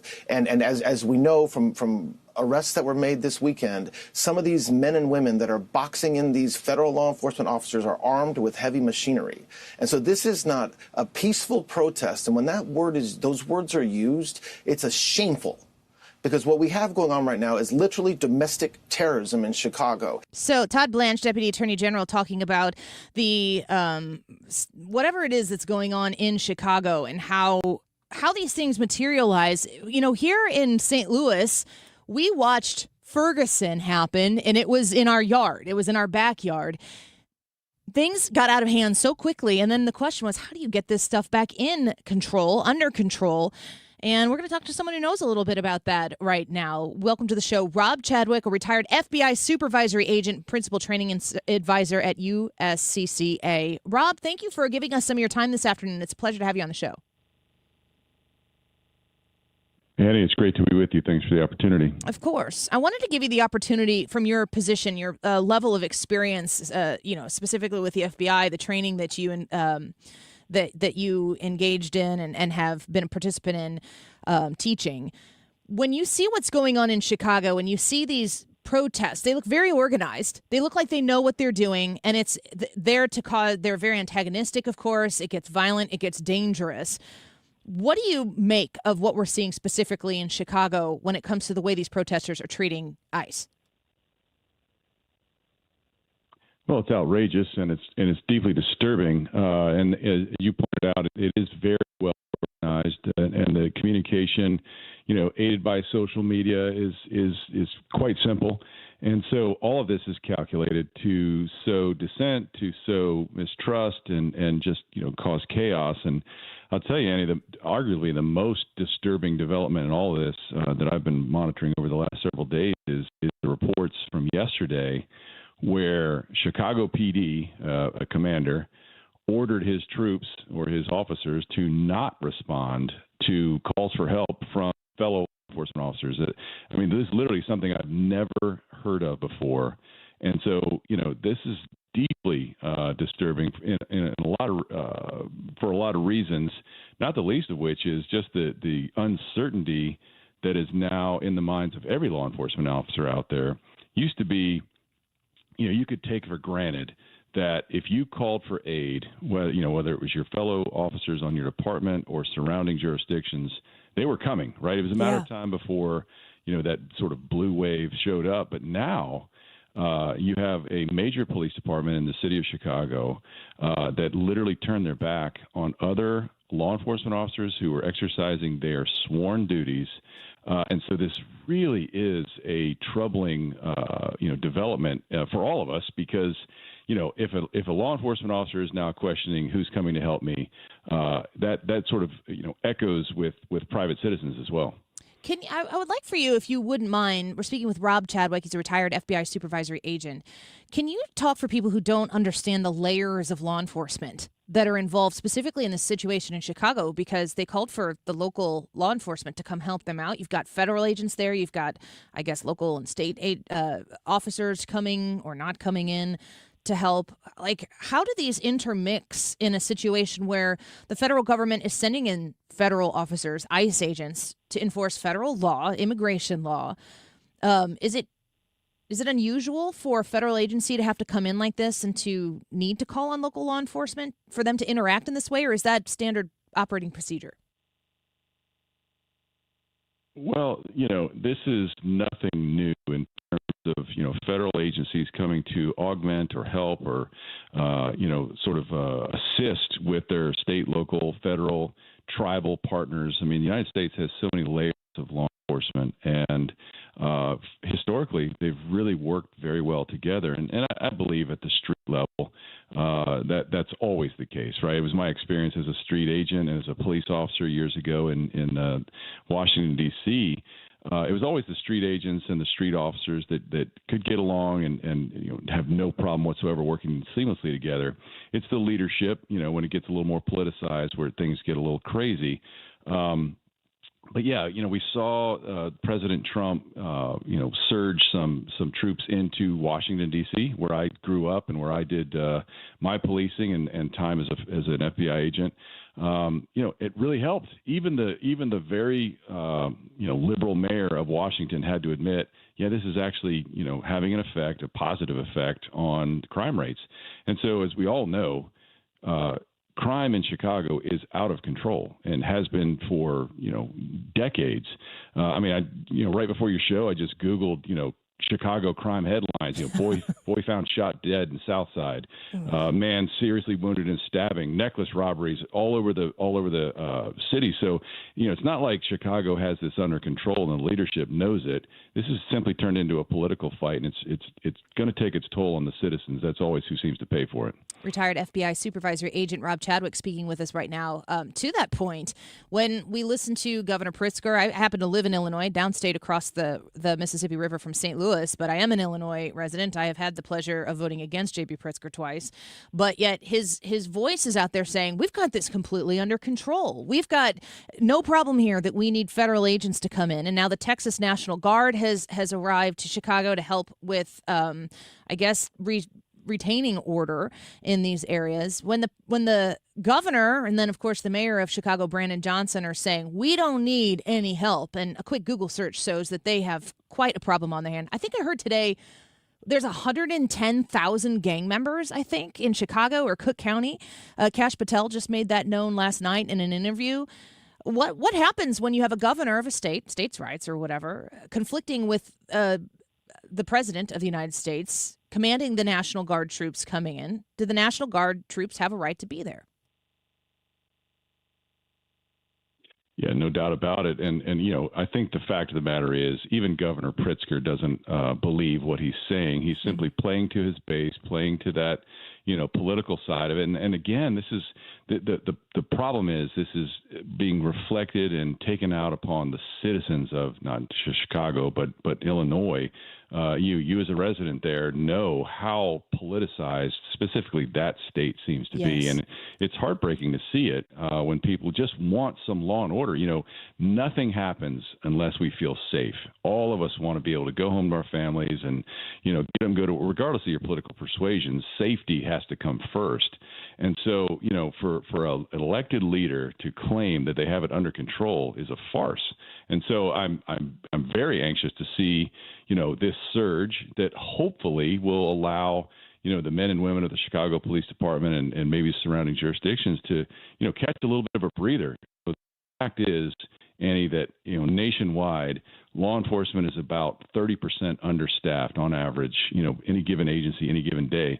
So these officers, where that's really reflected is response times and training. Training is always the first thing to get cut, right? So when you don't have enough officers out on patrol, you can't allow a few of them to go to training. And so you're seeing this reflected in a longer term effect, unfortunately, and it's really taking a negative impact on all of our safety. And so, the citizens of Chicago, the citizens of Illinois have to ask themselves, who's going to come to help me? Who is going to be that first responder? And, that's why I do what I do with USCCA is I argue that you have to be your own first responder. You better have a plan for what to do when someone kicks in your door at 2 o'clock in the morning, because we know that law enforcement response times have doubled on average. There was just a story last year in Chicago where the mom had 2 men breaking in her house, calls 911, and the Chicago dispatcher literally told her, "We have no units to send you."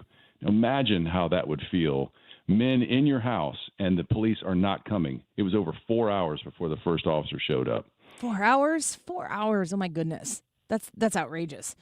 Rob Chadwick speaking with us. He's a retired FBI supervisory agent. Just on that note, before we let you go, you are a principal training advisor at USCCA. I have my conceal and carry license in the state of Illinois. There are a lot of hoops and dollars to spend in order to exercise that Second Amendment right. If people are thinking about this now for the first time, about maybe becoming their own first responder, which I completely agree with you on that, what is your advice on how they should get started in that process? Easiest way, honestly, we've made it as easy as possible. Just Google USCCA or go to the uscca.com website, enter your zip code, and there will be hundreds of free classes. And here's the thing. We've started recently our non-lethal weapons program. We're not all about the firearm, right? We want to meet anybody, anywhere along their self-defense journey.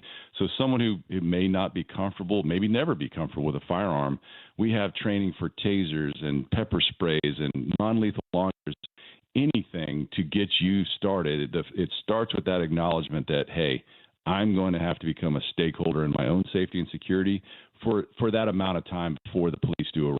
They're still coming. They're still your friends, but there is going to be some time that you're going to have to buy for yourself, and you better have a plan to do so.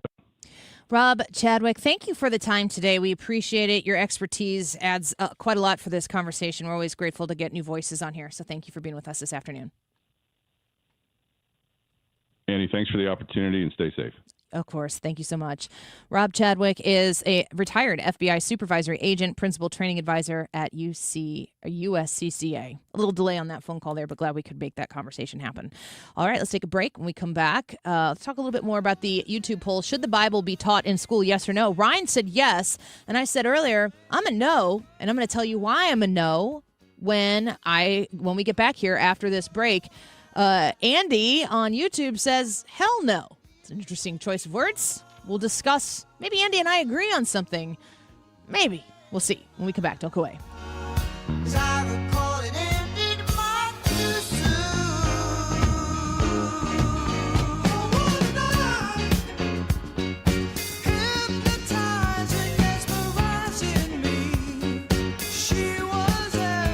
HomeshieldFoundationRepairs.com. The number to call to have Matt Hayes and his team come look at your basement situation is 314-227-9636. Call 314-227-9636. Now, I've talked to you about how Home Shield Foundation Repair can assess the situation in your basement. They can give you a personalized solution to the water that gets in your basement based on why it's getting into your basement, if there's structural issues. Whatever your needs are, they're going to look at your specific needs and give you a solution there. It's a personalized experience. But what happens after Matt Hayes and Home Shield Foundation Repair brings their 25-plus years of experience to your house to solve this problem? They don't just walk away. They provide ongoing support, and they're always available to answer questions or address concerns that you might have after the product or the project is finished. Additionally, their work is backed by a lifetime warranty, so you can trust that they're going to be there to help you with whatever needs you might have with that basement fix in the future. 314-227-9636, HomeshieldFoundationRepairs.com. 25 years of 97.1 in St. Louis. Here's Jimmy Fallon. Danny Fry, Mark Cox. I mean, you guys have a stacked deck. You got that Jimmy Fallon guy later in the day, but you know what? You drink a little bit at the Anheuser-Busch Brewery, you'll get through a show. Congrats on 25 years. You've got a ton of equity in your home. You're sitting on a gold mine, and you could do so much with all that cash, like travel, invest it, or pay off debt, but you can't touch it unless you sell your home. But you really don't want to move. And besides, homes are sitting on the market for a long time these days. You're trapped, right? Well, not with TrueHold. With TrueHold, you can cash out your equity in as little as 30 days. And listen, you don't have to move. You can stay in the home you love as a renter. So that's TrueHold's Sell and Stay program. You cash out your entire home's value and stay put. TrueHold even covers property taxes, property insurance, and essential repairs. So imagine using that equity to travel, invest, or pay off debt and stay in your home. It's brilliant, especially in this slow market. You get an all-cash offer now by calling 1-855-300-9993. You can also visit TrueHold.com, the smarter, faster way to cash out on your home's value without moving. That's TrueHold.com. Looks like we are definitely out of the massive heat waves that we received this year, but any week when it's 90 degrees during the day and 90 degrees at night is, in St. Louis, the humidity is not comfortable and our bills do go up. With that being said, we're coming up in the winter months and this is the time that you want to get your furnace looked at and checked. It's inexpensive to have it looked at for your peace of mind. And this is also the time of the year where you'll hear during your furnace checkups that you have a bad heat exchanger or you need a new furnace. Call me if you hear that for a second opinion. You'll be happy you did. And it's one easy number in Missouri and Illinois. It's 314-293-2600. Or on the internet, Bart Inman, now that is Bart with a B, Inman with an I.com. And God bless. Live, local, and conservative. It's the Annie Fry Show. 97.1 FM Talk.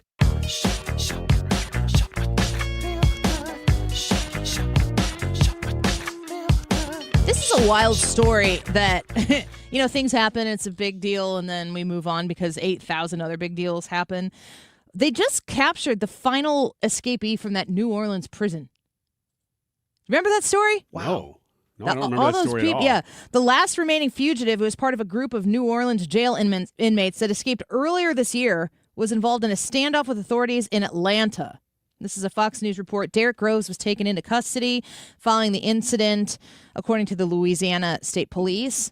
The quote here is, through a coordinated effort involving Crime Stoppers Greater New Orleans, the United States Marshal Service, the Federal Bureau of Investigation, Homeland Security Investigations, Louisiana State Police, the Orleans Parish Sheriff's Council, the New Orleans Police Department, the Atlanta Police Department, and other federal, state, and local law enforcement agencies. What else are there? ICE. 28. They're in Chicago. 28-year-old Derek Groves was apprehended on Wednesday, October 8th in Atlanta, Georgia, after a brief standoff. Groves, 28, a four-time convicted killer who has been on the run for 5 months. And 9 other inmates escaped on May 16th. Did they just track him down and find him? Or did he do something that put him back on the radar? At the time of escape, Groves was serving a life sentence for second-degree murder, following a 2024 conviction for opening fire at a Mardi Gras block parade that killed 2 people. He was one of those. That killed 2 people and wounded several others. Aside from the 9 inmates, many of whom have been charged with heinous violent crimes, several relatives and jail staffers have been arrested on suspicion of aiding the escapees. The Orleans Justice Center is operating at only 60% staffing, and at the time of the escape, 4 supervisors and 36 staff members were monitoring 1,400 inmates. That's a total of 40 people to 1,400 inmates. Many of the fugitive inmates were captured within weeks of their escape. Dariana Burton, a former Orleans Parish Sheriff's Office employee believed to be Groves' girlfriend, was arrested in June on suspicion of helping him escape from jail.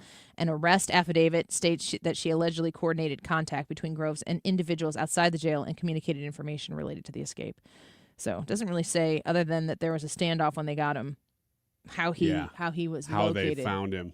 Because it It sounded did to list me, basically every avenue of law enforcement was involved in the right. process. So it sounds like maybe they just kind of closed the Tracked box, him. tracked him down, and found him. Because I thought initially when you said that he had committed a crime that put him back on the radar. Which, man, Just if that's escaping true. prison. But he'd already committed murder. He's thrown in prison. He somehow escaped prison and escaped with the help law of his enforcement for girlfriend. 5 months. That would have then to commit another crime and put yourself back on the radar. That would be the dumbest thing. But it would probably be par for the course. I mean, it sounds about right. He's a brilliant guy. It'd be a shock to hear that happened. I mean, his Thank girlfriend helps him get out, and this is the type of thing that movies or like TV movies are made of.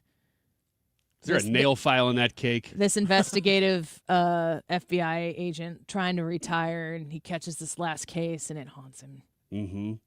He can't shake it. Yeah. It reminds him of his own son. So he has to go after him. What's his name again? The agent? Agent Mark Johnny. You could have done better. The YouTube live chat poll for today: should the Bible be taught in schools? Yes or no? You said you're a yes, and you think it should be taught as an option of worldviews. Yeah, not that it has to be taught as the truth. Let that truth stand on its own. I am a no. I'm an emphatic no. I don't trust any teacher. There could be a teacher who's.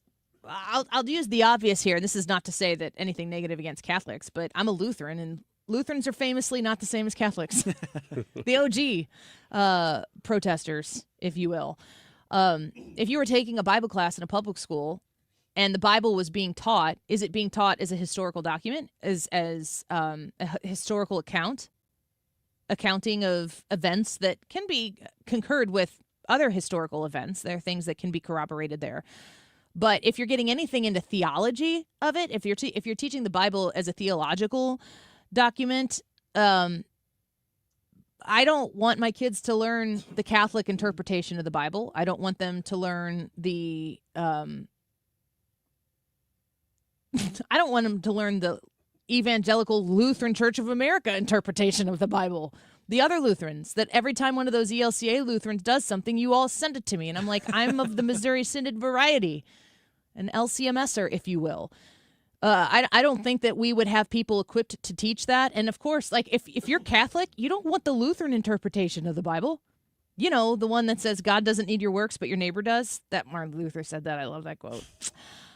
You don't want that. And so I respect that. If you are Baptist, wildly different interpretations there of the Bible. Protestant, as a whole, there are a lot of different interpretations that exist. So I'm a no. But I absolutely think that there's a case to be made for school choice to say, you know, if the public school got back to the business of doing what it was supposed to do, which is getting the test scores up in math and in science and in reading and writing and all of that type of stuff, you should first and foremost be teaching that stuff in your household, and of course studying in Bible classes that you might be taking, Sunday school, whatever, when you go to church on the weekend or during the week, whenever you go. But if you want that to be something that is emphasized, don't we have schools for kids that kind of emphasize arts? Can't you send your kids to schools where arts are more emphasized than Montessori's? others? Sure.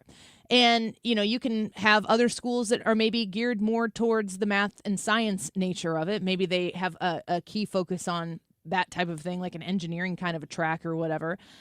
If we actually had school choice, where whatever taxpayer dollars that you pay into the system, you should have access to those dollars, so that I do want the Bible taught in my kid's classroom, but I want to choose the school where it's taught. So if I'm a Catholic, I want to send my kid to a classroom where I know that they're going to get Catholic doctrine. If I'm a Lutheran, which I am, and an LCMS Lutheran at that, I want to send my kids into a classroom where the Lutheran interpretation of the Bible is being taught, so on and so forth. I don't think it needs to be, I just wouldn't trust the public school system to do it right, especially when you look at what public educators are doing right now, the liberties they're taking to inject things into it, personal nature things. I don't think our public educators, I don't think they could teach a specific theology really well, but it wouldn't be the one that I would want my kid to learn. So I'm a no. But school choice, so that I can use my taxpayer dollars to choose that for my kid at an accredited school. No? Rebuttal at 2 o'clock. Next. Don't go away.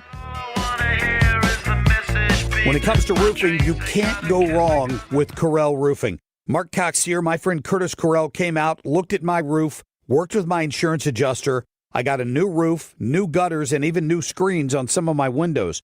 Curtis specializes in working with insurance companies. Even if you've been denied, he's often able to work with these insurance adjusters to find a way to get it covered. Here's something else Curtis tells me. With cooler weather coming, you need to be aware of something. Roofs cannot be installed if the temperature dips below 45 degrees.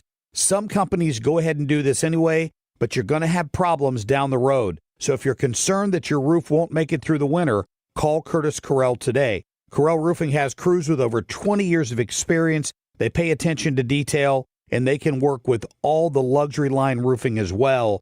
Call Curtis at 314-222-9529. That's 222-9529. Or on Facebook at Corel Roofing Co. RetirementKey.com is the website. If you're thinking about retiring soon, if you know that that's on the horizon for you, you got to make a phone call. 314-993-9494. That line takes you directly to Thomas Helbig, to Bob and Tammy Kershaw at the Retirement Advisory Group. And here's what they can do for you. They can have a conversation that's tailored to you. It's going to be about you. They can find out where you are headed in retirement, and they can give you an understanding of how they can prepare you for a retirement, to help you understand how you can build a personalized structured income plan tailored to what you want to do, what your expectations are. What are your expenses going to be in retirement? Do you want to travel a lot? They take the whole picture and put it all together for you so that you can have confidence when that time comes for retirement. Congratulations. That's very exciting that you are ready for that moment, that you know what's going to happen next. Peace of mind is very, very valuable. 314-993-9494. Give them a call. Tell them Annie sent you online at retirementkey.com. Welcome to Coffee House. How are you today? Hi, great, thanks. May I get a sea salt caramel latte with almond milk, extra caramel, extra shot, iced, Gross. And to go, please. Did you get all that? No, I was just ringing you up for all the extras. Can you repeat your order, please? Oh, never mind. I'm just gonna go. Stop paying extra for extras. Get fancy coffee without the fancy coffee price at Quick Trip. Raise your coffee bar. Men, need a clinic that accepts all insurance, including Medicare? U.S. Men's Medical Center in St. Peters does. U.S. Men's helps men experiencing loss of energy, focus, concentration, and low libido. And they accept all insurance, even Medicare, for testosterone replacement therapy. Patients love the staff and the fact that, yes, I'm going to say it again, they accept all insurance, including Medicare. Feel better? Call U.S. Men's Medical Center at 636-244-5333. KFTK FM Florissant from the Kaufman Townsley St. Louis's Injury Lawyers Studio. Call 314-500-5000. That's 314-500-5000. All on the free Odyssey app.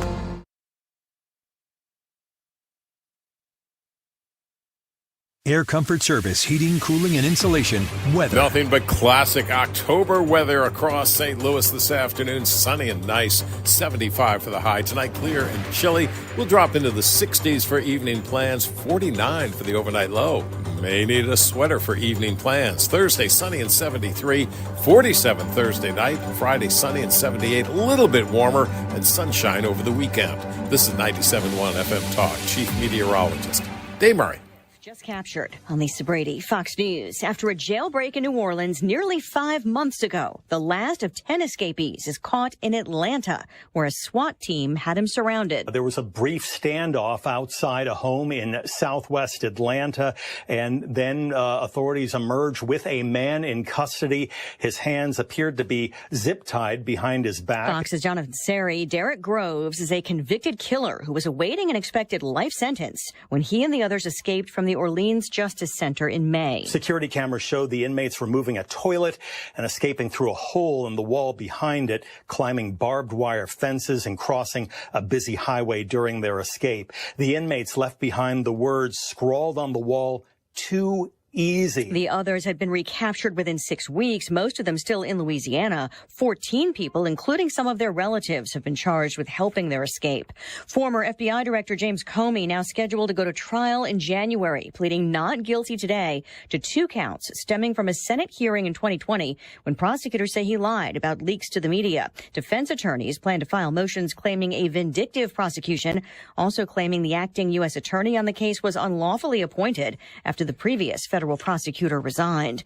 A man accused of setting a California fire that became the most destructive in L.A. history. 29-year-old Jonathan Rinderknecht accused of lighting a fire on New Year's Day that smoldered underground before reigniting days later to become the Palisades fire. The complaint unsealed today charges the defendant with destruction of property by means of fire, a felony. U.S. Attorney Bill Asaley says the Uber driver from Florida was living in the Palisades, citing evidence including cell phone data and alleging the suspect lied to investigators. Fox's Kristen Goodwin. He faces up to 20 years in prison if convicted. America is listening to Fox News.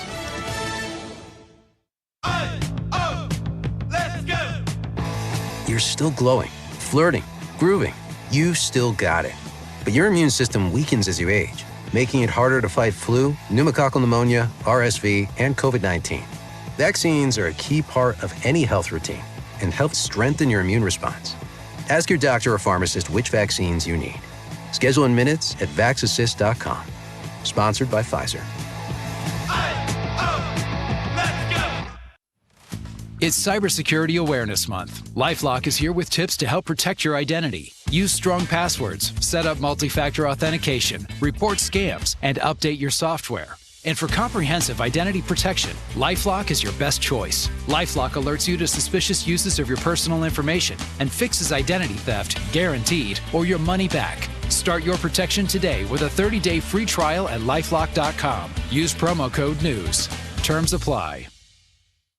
The Annie Fry Show is sponsored by Air Comfort Service Heating, Cooling, and Insulation. Air Comfort Service is celebrating 56 years of residential and commercial service, maintenance and installation, and heating and cooling systems. Get in your comfort zone. AirComfortService.com.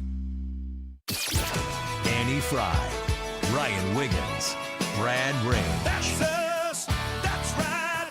Gotta love this American ride. What do you want from me? I'm not America's sweetheart. For the sake, kid, keep your voice down. Your father's listening to the radio.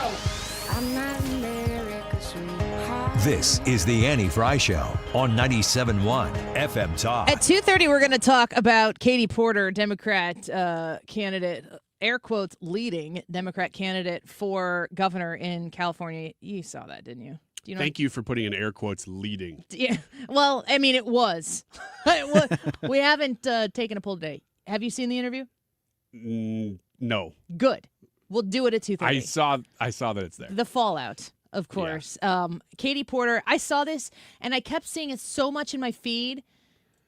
I didn't want to watch it. There are things that I'm like, okay, everyone's talking about this, but I don't care. It doesn't affect me. That's where I was. Katie Porter is the governor of California. Could she possibly be worse than Gavin Newsom?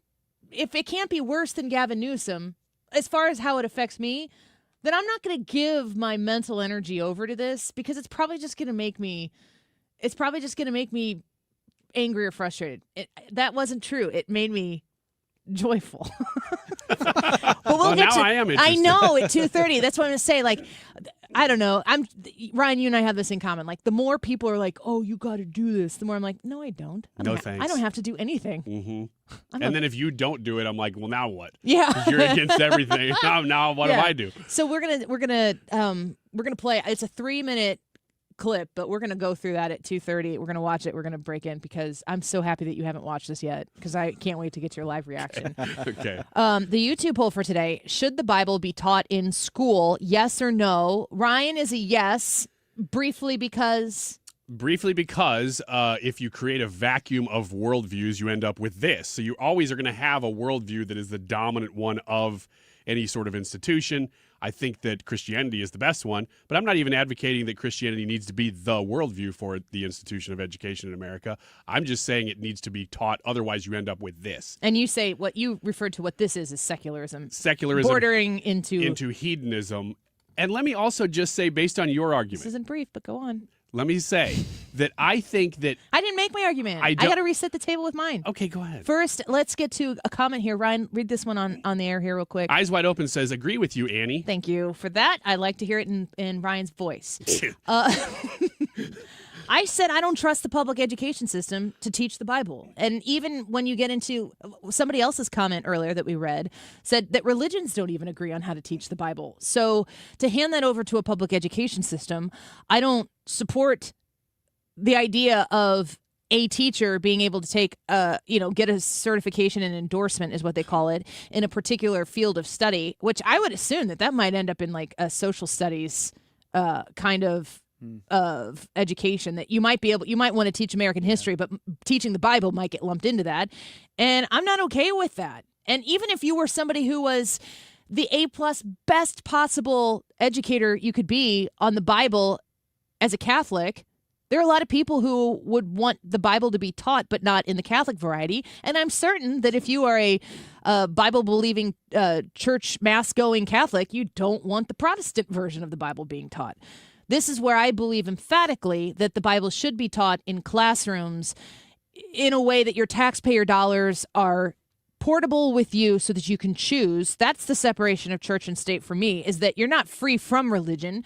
You don't have the right as an American to not be imposed upon when another person's choice is hindered. So I think I should have the choice. There's no reason at all why my tax dollars shouldn't help educate my children. The money that I spend, the $8,000 or whatever it is I spend a year in property taxes, where 90% of it goes to the public education system, I don't get a penny of that.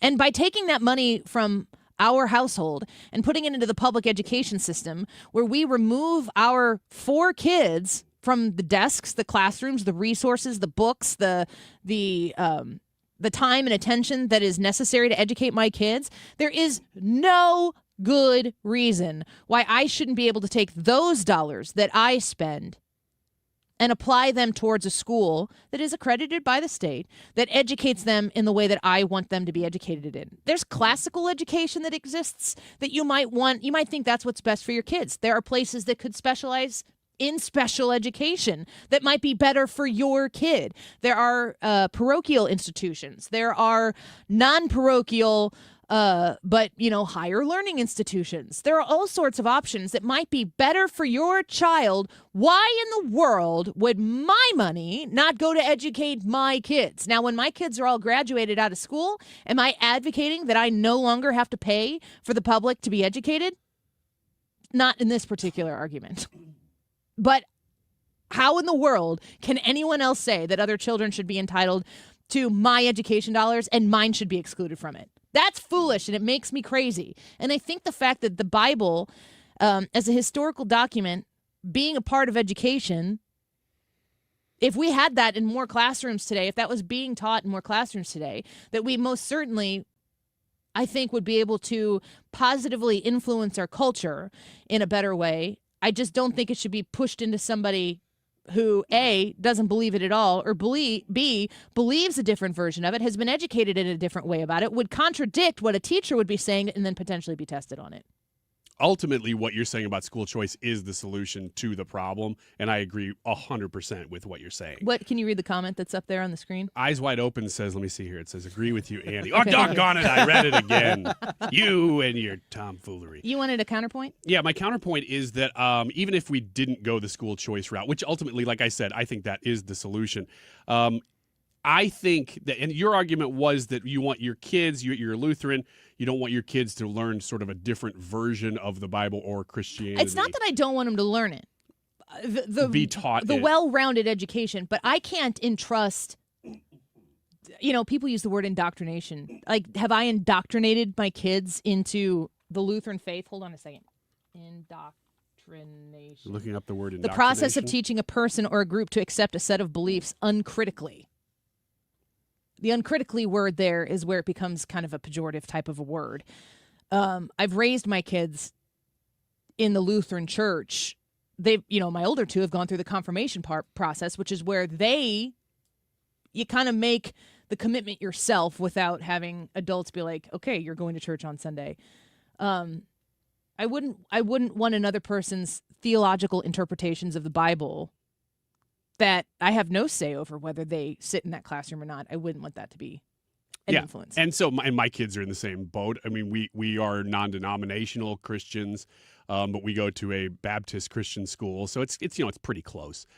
There are things, even though that they teach there, that we would disagree with slightly, but it's not a big deal. I think my point is... It does stoke conversation, too. Yeah, and it leads to conversation with my kids, and they become critical thinkers. Actually, that's one of the things I love about it. But one of the argument that I would make is twofold. One, that putting our own kids aside, I would rather see society, I'd rather see American kids taught some version of Christianity, even if it's not my own. So if it's Catholic, if it's Lutheran, if it's any version of Christianity, I think that betters society. Now, that doesn't mean that they become Christians. It just means they have an understanding of the worldview, which right now our kids just don't. If you go to public school, you don't at all.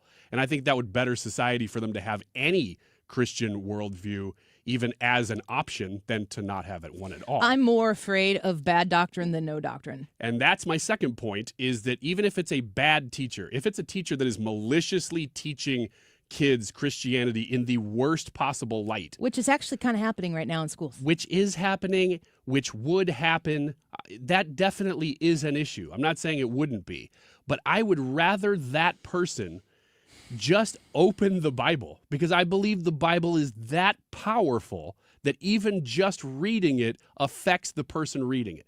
Now, that doesn't mean that anybody's going to go, boom, oh my gosh, I believe in Jesus. But it does affect them in a way that I'm willing to take the loss just to get the gain of getting the Word of God out there. So I think all of that said is why I say yes to this poll.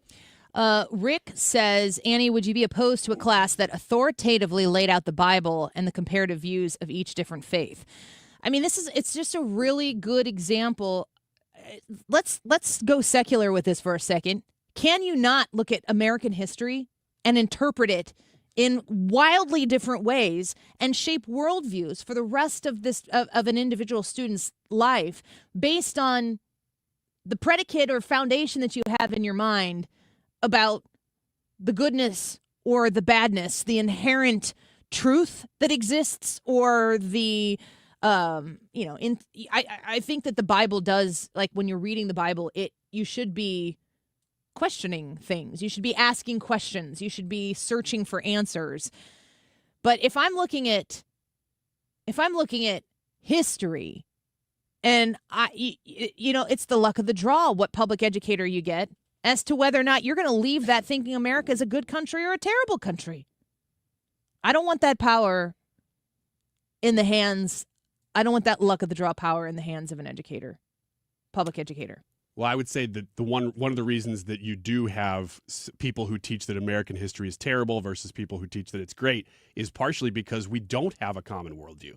And this would actually solve some of that if we went back to a common worldview. You're also talking about it as a worldview, and you were saying, like, we do have this education in schools right now. It's a secular, it's a hedonistic in some cases, at the extremes. Yeah.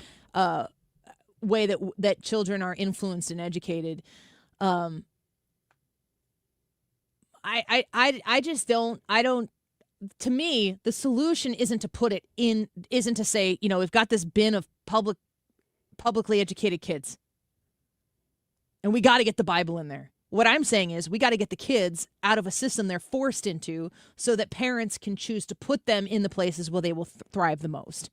And there will be kids who I know so many of these families right now. I won't name their names, but some of them are listening and they know that this is who they are. They're not Lutheran.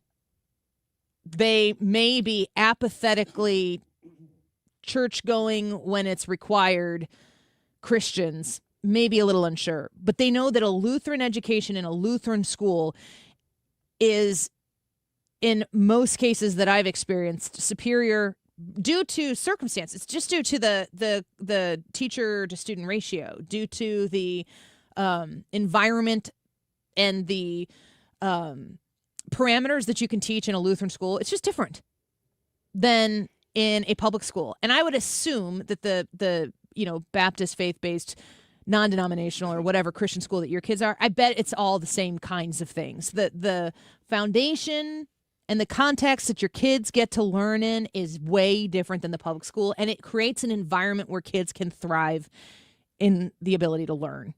And there's more freedom in connection that you have as a parent and as a family with the teachers. It's just more personal. It's more connected. And I send my kids to Lutheran school. I went to Lutheran schools, and I'm so grateful for that. Instead of saying the Bible has to be in those public schools, I want to say the kids don't have to be in those public schools, and they should have the financial backing by way of what they're putting in the system to make that choice. And for a lot of people, that choice is still going to be public schools. Even for Christians who maybe believe as much as the person who's sending their kids to a parochial school that private or that public education, for whatever particular reason, is valuable. Maybe the school district is excellent and they just want that for their kid, the size, the scope, whatever it might be. That should be the choice of the family. I get real nervous handing the Bible over to people to talk to my kids about it because I feel like that becomes the devil's playground in many cases. Brad, what are your thoughts on it? Well, I'm glad you went before me because I didn't want to steal your thunder, because I'm with you on this one. I do not trust the public school education system to be able to rightly teach the scriptures. I think you went farther in something that I didn't think, but I just didn't think they could do a good job. But I think you went farther in saying that, well, your kids would be Lutheran, Ryan's kids are non-denominational. If I had children, they would be Free Will Baptist. There's different doctrinal differences there, and you don't know. I mean, you might have a really good Bible teacher, but they get them teaching a doctrine that you don't want your kids learning, or that you have to unprogram so that you can teach them the doctrine that you believe is true based on the scriptures. That's a lot of work. And so then whenever you say school choice, kids can go out, parents can pick, okay, I want my kid to go to a Baptist school. I want my kid to go to a Lutheran school. I want my kid to go to a Catholic school. And then the public provides the public funding for education. They don't have to go to the same school. And if you're an atheist and you don't want your kids going to religious school at all, that option then remains on the table for you as well. So yeah, I think you're right, Annie. No, I don't want the Bible being taught in public school because I don't think that it'll be handled properly. And then I think the right answer, like you said, is definitely school choice. And I would say, too, that while Ryan's kids are going to a non-denominational? Am I saying that right? No, it's a Baptist. It's Baptist. Yeah. While your kids are going to a Baptist school, my kids are going to Lutheran school, they'll be in heaven together, and I have no doubt about that whatsoever. So, like, I don't want people to hear, like, oh, does Andy just think that, like, the Lutheran's the only way to go? Absolutely not. I will direct you to the thief on the cross who had not professed a denomination, who had done sins that were great enough that he was being put to death, and yet Jesus said, without any sort of confession or ritual or communion or anything, today you'll be with me in paradise. So with that being said, I don't think the denominations are like ticket punches to get into heaven, but it does matter. In your faith walk, you got to have something. You got to have some path that you walk on, and you want to be around people who are like-minded so you can grow in that regard. I'll add, Brian emailed me and said, Annie, how about as a literature course, plus the Word of God does not return void? And I think that's kind of what you're saying, Ryan. That would be the core of what I'm saying. Yeah, that was a very elegant way of saying it. I would say, and great comments too. There's one here, Annie, if you wouldn't mind reading that. I can't read. No? Here's another one. I went to public school for 1 year. I don't know how to read those If you can't words. read that one, maybe this one. Hey, No? knock it off, people. No? Okay. This is Annie's great. She's why I listen to the show. Who's No. that other guy who Tune into keeps the live talking? stream. No, I can't see either. My eyes. What's wrong with your eyes all of a sudden? To put clay on them. Here, just read this one. I can just see it's a crying face and your name. That's all I see. Brad, would you mind reading that, or do we need to have Ethan? I would mind. Oh, it's a struggle. See, I was fine Time to get reading a the break. ones that were in praise of Annie. And now look at what's happening. Wait a second. One more here. Go ahead, Ryan. What's that one say? I can't read that one. It says Annie is great. See how easy that was? Thank you. Yeah, I can say that. Annie is great. Okay, some people agree with you. I kind of agree with you, but not enough to sacrifice a really good case for school choice and my obnoxious amount of taxpayer dollars that I would really love to apply to tuition for my children. We'll be back in a minute. Don't go away.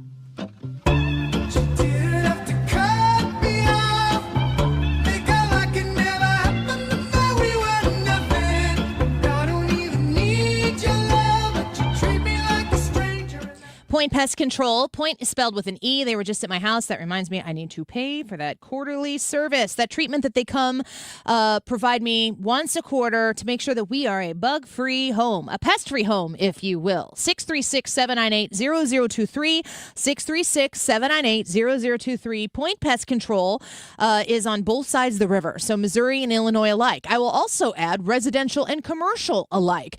Point Pest Control is the service provider for so many of the restaurants in the area and the businesses in the area that you patronize all of the time. They rely on Point Pest Control to make sure that they are putting their best foot forward and being pest-free in their businesses. So if you're looking for that as well, for commercial services for pest control, Point Pest Control is ready to take your phone call. Don't forget to mention my name, Annie Fry. You're going to get an extra 10% discount on the top of any specials that they have currently running. Call Point Pest Control at 636-798-0023. That's 636-798-0023. Point with an E, pointpestcontrol.com. Many of you know that my inspiration for becoming an accident attorney was my brother Tim, who was rendered a quadriplegic at age 18. I didn't know what a personal injury lawyer was or what they did, but I soon did. Tim was treated terribly by the insurance company, and I became enraged. It was a constant delay and deny. I'm John Morgan of Morgan & Morgan. Tim later worked with me for 27 years. Last year, my hero died at age 65.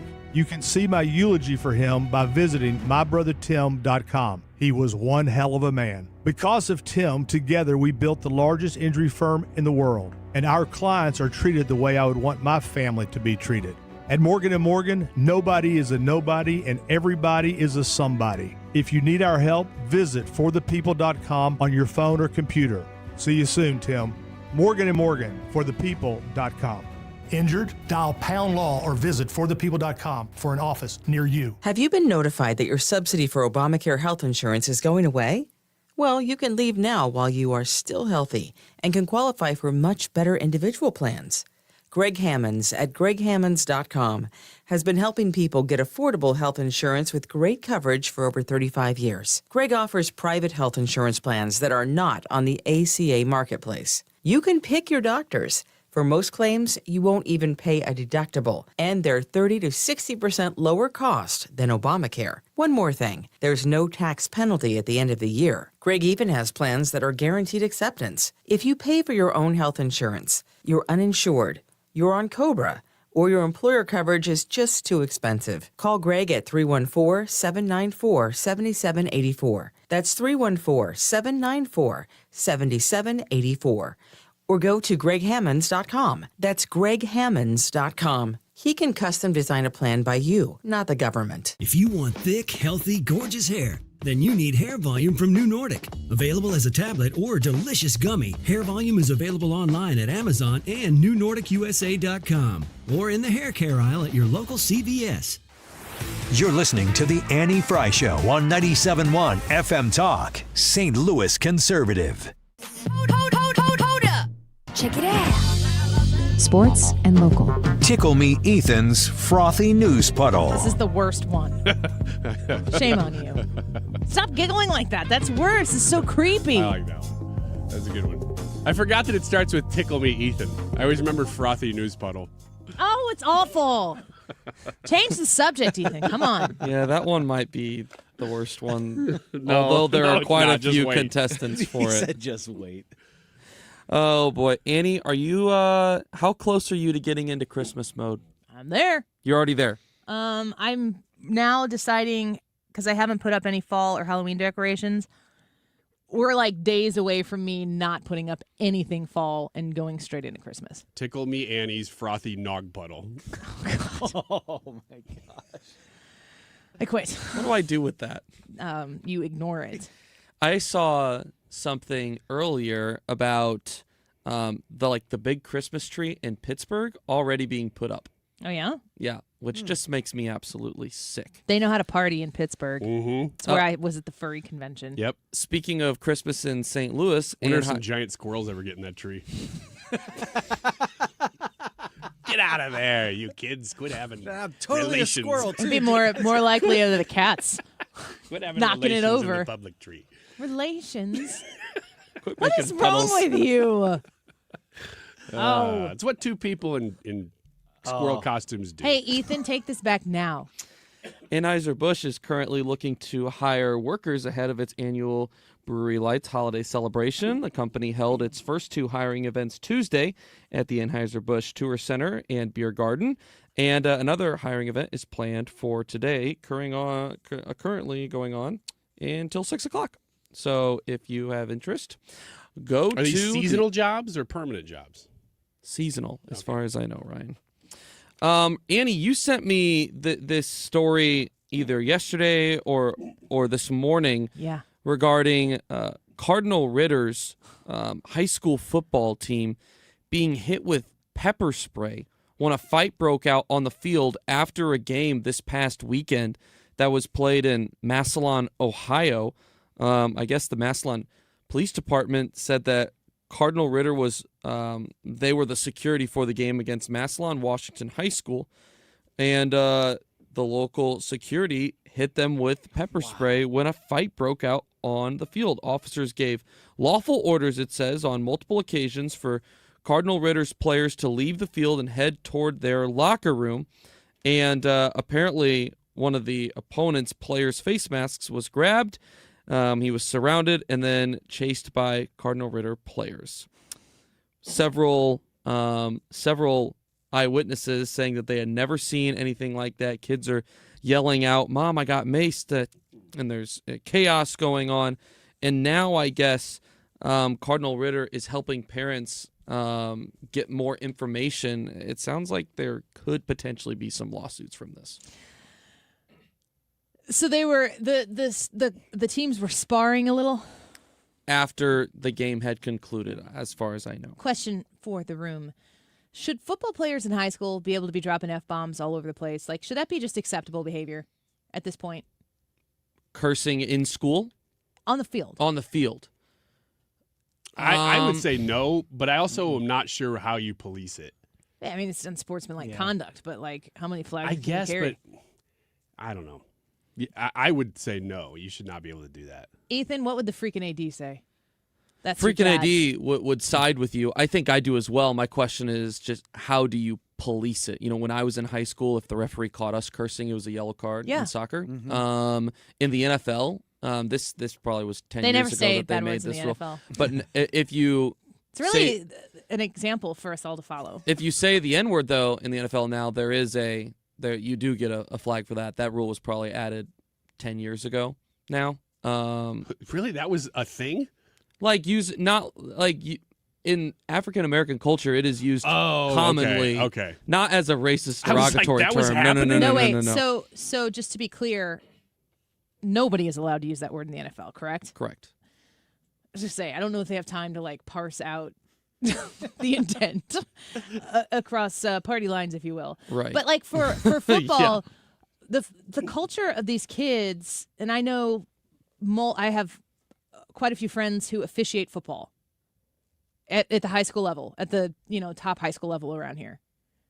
And did you see East St. Louis beat Edwardsville High School this past weekend 55-0, and Coach Drinkowitz, the Mizzou football coach, helicoptered in to Edwardsville to be at that game. He's been doing that almost every weekend since the start of the season. That's kind of become his thing. Is he in the St. Louis area? Has done it multiple times. Yeah, to go watch recruits. But I mean, I just highlight that because that was kind of an interesting local thing. But that's every other word is the F word on a football field in high school. And you say, how do you police it? Well, you just do, or you accept it. Isn't it one or the other? Yeah. Yeah. And I mean, we're okay with it now. And I don't understand why football players... We just kind of became okay with it. I don't know that anybody's like, yeah, that's fine. Yes, because we socially accept it now. But why is it okay on a football field for kids to be yelling the F word at each other celebratorily, maybe yelling at themselves or maybe yelling at... I mean, if you're yelling at the other players, then that's probably unsportsmanlike conduct, not because of the word, but because of the conduct. But why is it okay for football players to do that on the field and not in the classroom? Yeah, and I think the instruction should be that they have to change that word to farts every time. You can yell farts all you want. Fudge brownies. Fudge sticks. You score a touchdown, you just yell farts. Can I tell a quick story? Molly, I was laying on the couch the other day after we got done with everything for the day, and I'm laying there, and Molly comes up. She just wants to be near me lately. and she's kind of playing with something by herself. Nobody's around her. And she goes, Mom, can I say what the hell? And I go, no.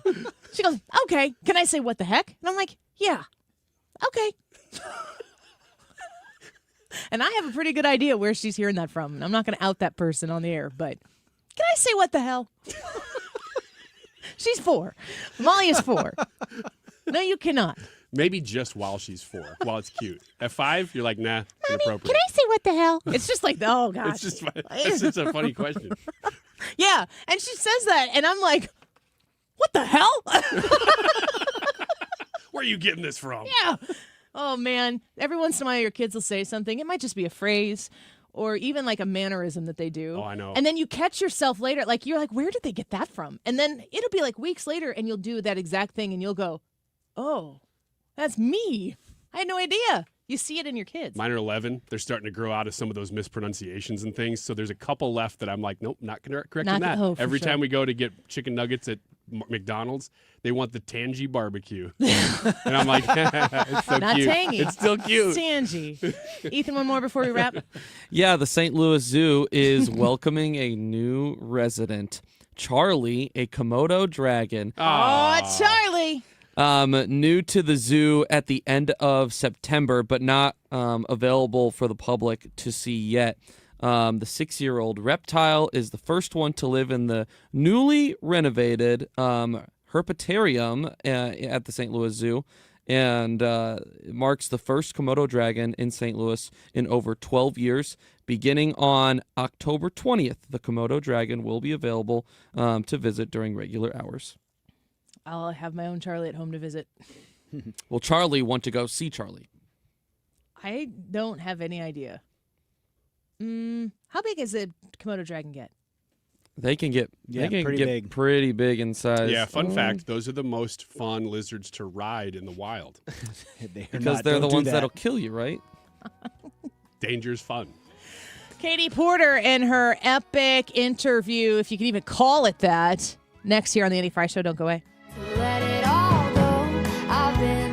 Thinking about a bath remodel or swapping that old tub for a sleek, easy-to-clean shower? It's Mark Reardon from Michael's Baths with one question. What's there to think about? Michael's beats the competition by 30 to 50%, uses top-quality materials, and backs it all with over 30 years of experience. And now they're going to throw in a free shower door or $500 off. Schedule your free in-home consultation today, 636-775-0800 or michaelsbaths.com. That's michaelsbaths.com. Mark Cox here for the Range St. Louis West. Right now, they're giving away a free basic handgun skills class. All you have to do is register for your chance to win. TheRangeSTL.com/971. I've taken this class. It's ideal for beginners. They have expert instruction. It's available in a women's only class if that's what you're interested in. The normal cost is $135. You can win the class right now at TheRangeSTL.com/971. We know there's a lot that can go on during one night of baseball. Long home runs, epic pitching performances, catches that defy space, time, and gravity. Climbing the wall, did he catch it? He did! But what if you could get all of that summarized in a quick, concise, and at least we think, funny podcast that's under 10 minutes?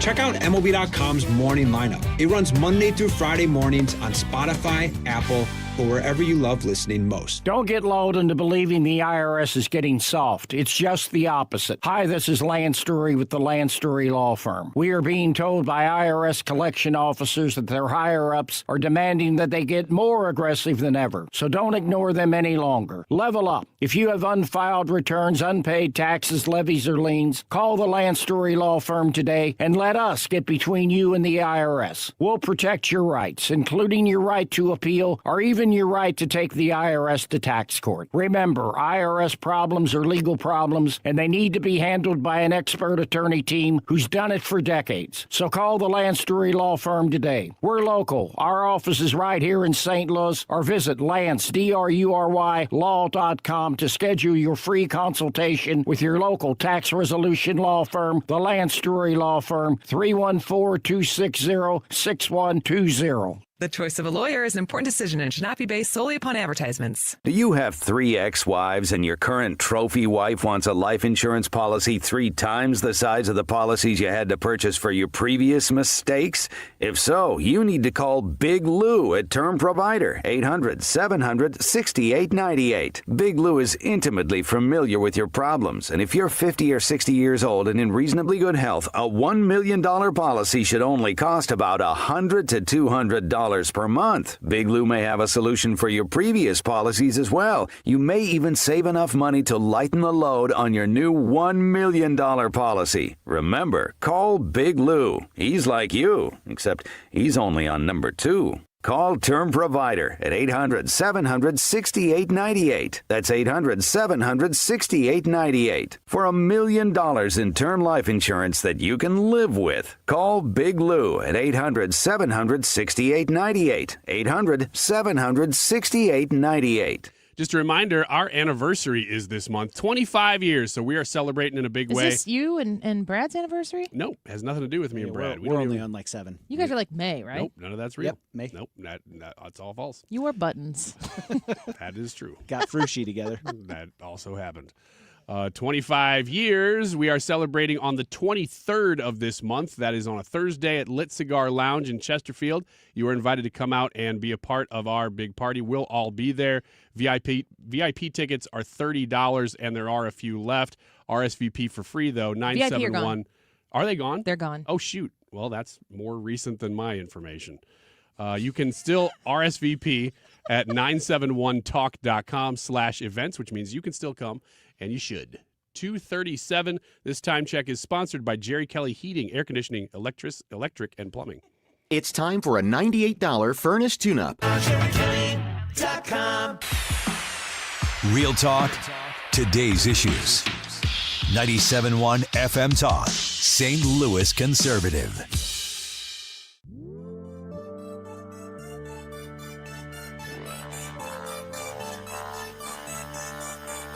I see your dirty face behind your What do you know about Katie Porter, Representative Katie Porter? I know she lost to Adam Schiff running for Senate.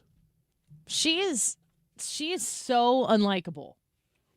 That I don't even know that. I know that she's a darling of the far left.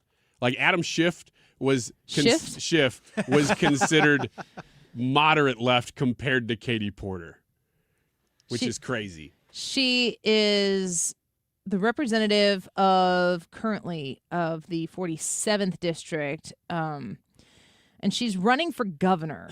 And there have been stories. It's hard to find the stories right now because there are so many news stories about her that I'm gonna have to do a little digging. There's so many stories of her having really, really difficult times with her staff. Like her own people do not like her. They don't stay working with her. She's a bit of a mean girl, and those stories have been out there before. So she's running for governor. She's a Democrat. She's very, very, like you said, darling of the far left. She's doing an interview with an investigative reporter, CBS Los Angeles, and I just want to say before we get too far into the conversation about this interview, how she and her people agreed to the aesthetic setup of this interview. They had to know this was going to go poorly. Yeah, why are they interviewing her in the control room? They're in the control room. The camera it's kind of a tight 2-shot on them. They're sitting knee to knee, basically, yeah, they're real facing close. each other. So they're perpendicular to the camera. And the light, at one point they show the setup, the light is directly on top of them. So it's a dark room because control rooms are traditionally kind of darker because you're looking at all these screens and everything. The light is so harsh on their face, especially on Katie Porter's face, and it's just an incredibly unflattering everything just from the looks of it before you actually get into the substance of it. So she's having this... What? I'm sorry, but I'm just realizing you're in a TV studio. Yeah. You can see on the monitors that there are studios. Yeah. And they chose to do it in the control room. Yes. I mean, this is not flattering in any way, shape, or form for Katie Porter, and we haven't pushed play yet. So she's doing an interview. It's a local news station, but it's Los Angeles, CBS Los Angeles. So it's a big, obviously, big local news outlet. And this investigative reporter, who I commend so much for the way she handled this interview, is asking her questions. And it's like a series of questions that she's asking all of the candidates who are in the race for governor for the Democratic primary. Let's listen in. What do you say to the 40% of California voters who you'll need in order to win who voted for Trump? How would I need them in order to win, man? Well, unless you think you're going to get 60% of the vote. You think you'll get 60%. Everybody who did not vote for Trump will vote for you. That's what you're thinking. In a general election, yes. If it is me versus a Republican, I think that I will win the people who did not vote for Trump. What if it's you versus another Democrat? I don't intend that to be the case. So in California, don't they have that like jungle primary thing or whatever, where everybody runs and then the top 2 vote getters get to compete? Yeah. So when she says, what if it's you against another Democrat, that's not something that we really experience here in Missouri or Illinois. But the possibility exists that she could be running. That's very much a possibility. It's a likely. I was going to say it's a likelihood. So if you haven't seen this yet, how would you describe Katie Porter's demeanor here? I don't know. Smug. Smug is a good word. Yes, very off-put. So how do you not intend that to be the case? Are you going to ask them not to run? No, I'm saying I'm going to build the support. I have the support already in terms of name recognition. And so I'm going to do the very best I can to make sure that we get through this primary in a really strong position. But let me be clear with you. I represented Orange County. I represented a purple area. I have stood on my own 2 feet and won Republican votes before. That's not something every candidate in this race can say. If you're from a deep blue area, if you're from LA or you're from Oakland, you don't have an experience. But you just said you don't need those Trump voters. Well, you asked me if I needed them to win. So you don't I think feel like this is unnecessarily argumentative. Okay, pause. It is unnecessarily argumentative, but girl, that's because of you. This is a strange interview. For the listeners that can't see this, how would you describe the reporter's demeanor? Just comfortable. I mean, she's just sort of sitting there. She's not being aggressive. She's not like. No. There's nothing about what she's doing that is making this hostile. What is your question? The question is the same thing I asked everybody. She points to the this paper. is being called the empowering voters to stop Trump's power grab. Every other candidate has answered this question. This is not correct. And I said I support it.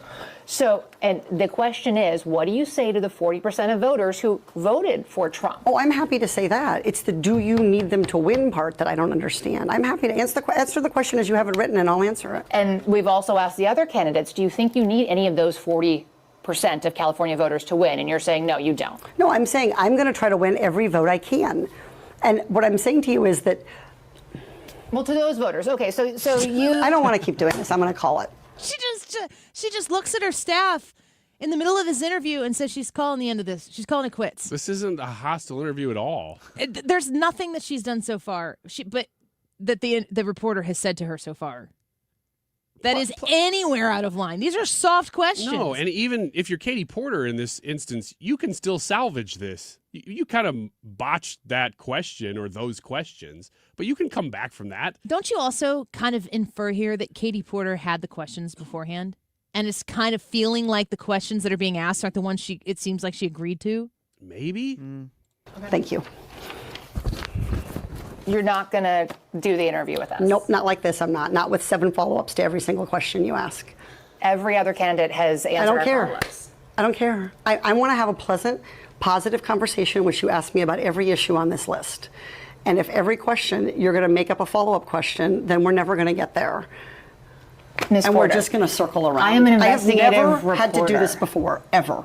You've never had to have a conversation with to end a an reporter? interview. Okay, but every other candidate has done this. What part of I'm me? I'm running for governor because I'm a leader. So I am going to make... So you're not going to answer questions from reporters? Okay, why don't we go through? I will continue to ask follow-up questions because that's my job as a journalist, but I will go through and ask these, and if you don't want to answer, you don't want to answer. So nearly every legislative... I don't want to have an unhappy experience with you, and I don't want this all on camera. I don't want to have an unhappy experience with you either. I would love to continue to ask these questions so that we can show our viewers what every candidate feels about every one of these issues that they care about. And redistricting is a massive issue. We're going to do an entire story just on the responses to that question. And I've asked everybody the same follow-up question. Oh my gosh. Aren't you glad you watched that? This is an albatross. And Of her entire making. I was going to say, she created it. Oh, no. That was watching a campaign destroyed in real time. Have you been in conversations with people where they're being completely irrational about something, and they're like, I don't want to have an unhappy experience with you. And it's like, then don't. That was not adversarial. Not at all. Not at all. She's asking, all she did was say, do you, the initial question was essentially like, what are you going to do about the 40% of voters who voted for Trump? It's like a generic across the aisle question. Yeah. The candidate gets to make of that question what they want. Yeah, and what she made of it was, how dare you? She just kept doubling down on how dare you. Wow. Did she feel trapped that she would say, I would try to win over Trump? Well, here's what else is weird. If you're going to end an interview, just leave. Don't stay there. Don't keep taking questions. I think she might have been wired to the chair with her microphone or Maybe, something. Because she kind of like reaches around in her dress. Like she should not have been wearing that dress and that profile and that setting. It was all bad. There's nothing good about that interview. And she's like, here's the thing. When you book an interview, when we book interviews, we're in radio. We have 4 segments an hour. We generally book a guest when we make the request for maybe 10 to 15 minutes. And sometimes they'll come on and they'll say, we have 8 minutes. And that 8 minutes means 8 minutes. I know the rest of us work in, increments of 5 or whatever. 8 minutes is 8 minutes.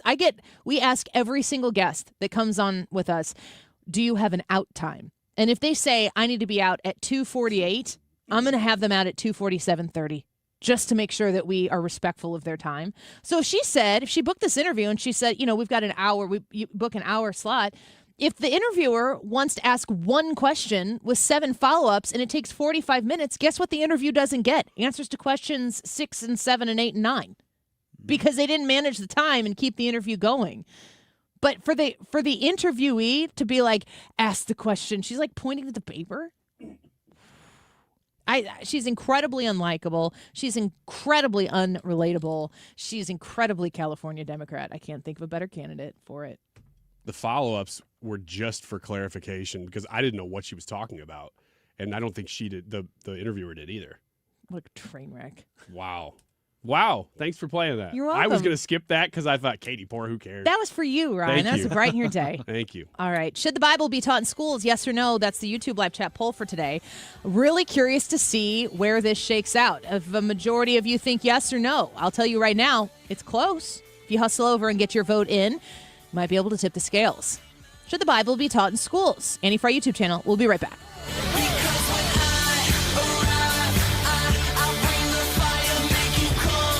Home Shield Foundation Repair. I've been talking to you about the basement wetness that you might be experiencing when the moisture starts to pile in, when the storms come in, the rain comes in, that steady fall soaker rain. Ugh, love it. But it needs to be outside. It needs to not be in your basement.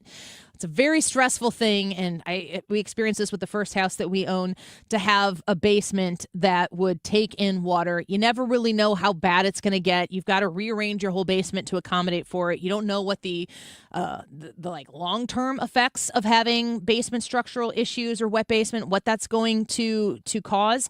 You want to get to the bottom of it fast, and Home Shield Foundation Repair can help with basement waterproofing. Call 314-227-9636 and tell Matt Hayes that Annie Fry sent you. 314-227-9636. Ask them about a customized waterproofing plan for your home, and they will be happy to come visit your home, assess your problems, and provide you with a solution that will come along with a lifetime warranty. 314-227-9636. That's 314-227-9636. HomeshieldFoundationRepairs.com.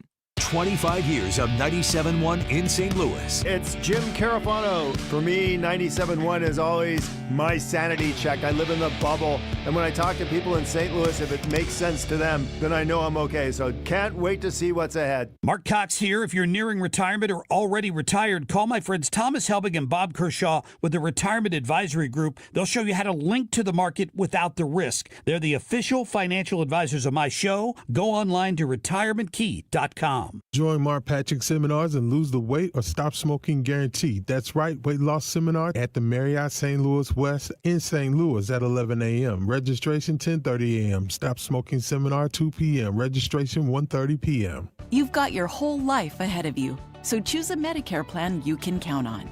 And that's what you get with a Medicare Advantage plan from United Healthcare. With more than 45 years' experience serving its members, United Healthcare has plans with low monthly premiums that fit your life today and as your needs change tomorrow. The Medicare annual enrollment period ends December 7th, so go to uhc.com/Medicare today. United Healthcare Medicare plans. It's Medicare coverage Missouri can count on.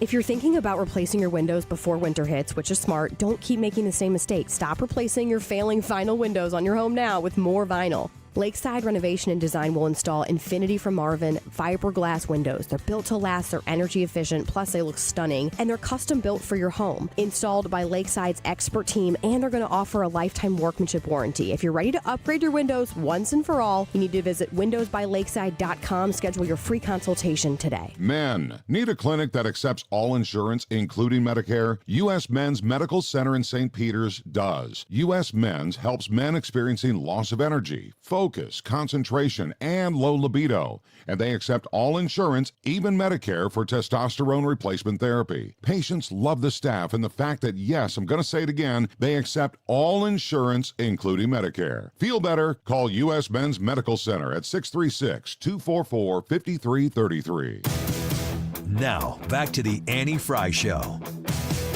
Real talk for real people. 97.1 FM Talk.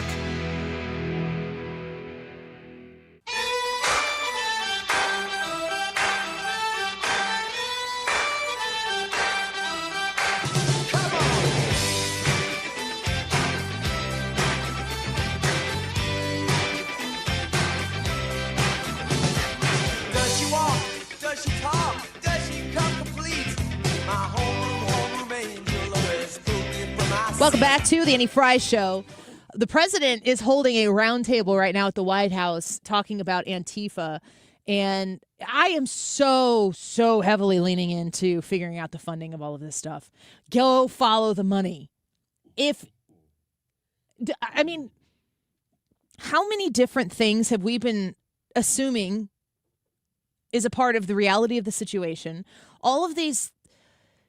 Have you felt like you've been gaslit for the last 10, 15 years? Like what you understand to be normal and true and real, for whatever particular reason on the public surface, there seems to be a complete and total alternate reality existing. There was an interview, I saw it on Twitter, and this guy was interviewing a protester, and the protester was answering his questions, and the interviewer says to him, "You look familiar. I think I've seen you before. I think I've interviewed you before." And he goes, and he's like, "Were you in Seattle?" Because this is a Chicago guy. And he's like, "Oh, yeah, I was in Seattle. And I did some stuff in California, too." And he started talking about part of the No Kings protest that was in, I don't know, Colorado or Utah or something like that. But this guy starts talking about how he's a protester.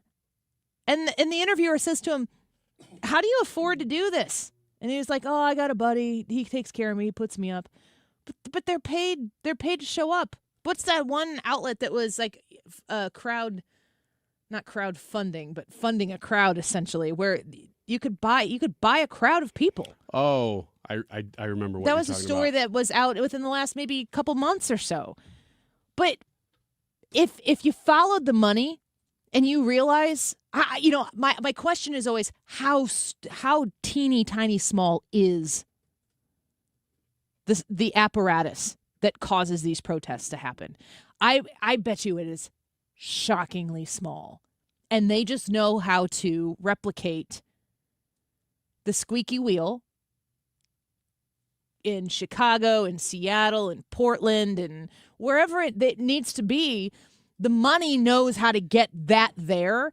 And then the cameras go, and the reporters go, and the influencers go, and then they amplify it even more. I mean, we can say even in Ferguson, there were times where the unrest was like this big, but the cameras made it look this big. And there was an element of showmanship that would go behind amplification of these things just because it was sensational.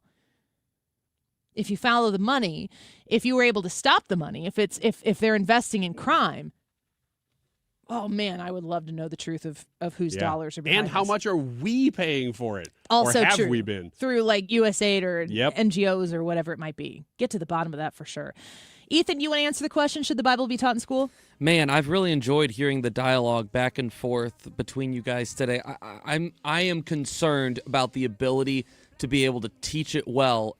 False prophecy would be a huge concern for me. Are you so saying I would say I'd lean towards no as of now, but I think I could be convinced with further conversation. You agree with Annie? I do.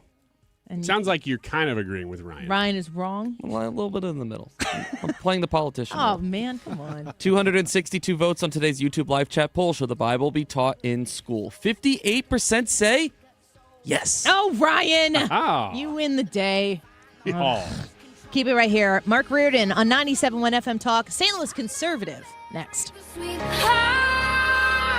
If you suffer from burning, tingling, or numb feet, pay special attention as we discuss neuropathy with Dr. Patton, D.C. Doctor, what is neuropathy? Peripheral neuropathy is nerve damage to the feet and legs. What are the symptoms? The symptoms are numbness, burning, tingling, pain, and loss of balance. Is neuropathy treatable? It's absolutely treatable, and we have amazing results. If you have burning, tingling, numbness, coldness in your feet or hands or balance issues, call us at Comprehensive Integrated Health today for a nerve damage screening. The screening will tell if you're at risk for serious complications and if you're a candidate for our cutting-edge treatment program. Don't wait until your symptoms are so severe nothing can be done. End-stage neuropathy leaves people confined to walkers, wheelchairs, and even amputations. The first 10 callers will receive a free nerve damage screening. Call 636-538-5188. That's 636-538-5188 for your free nerve damage screening. 636-538-5188. Attention St. Louis Medicaid members. If you need assistance with daily living, you can receive a free service from Freedom Care in your own home from a loved one who lives with you. With Freedom Care, you decide who provides your daily care, helping you with preparing meals, bathing, laundry, transportation, and more. A family member or friend that gets paid weekly. This Medicaid program is available to eligible St. Louis residents. New to Medicaid? The Freedom Care family will guide you through enrollment, making it stress-free for patients and caregivers. With over 7,000 five-star Google reviews, we've perfected at-home care for Medicaid members and caregivers. If you live in the St. Louis area, this service is available through Medicaid,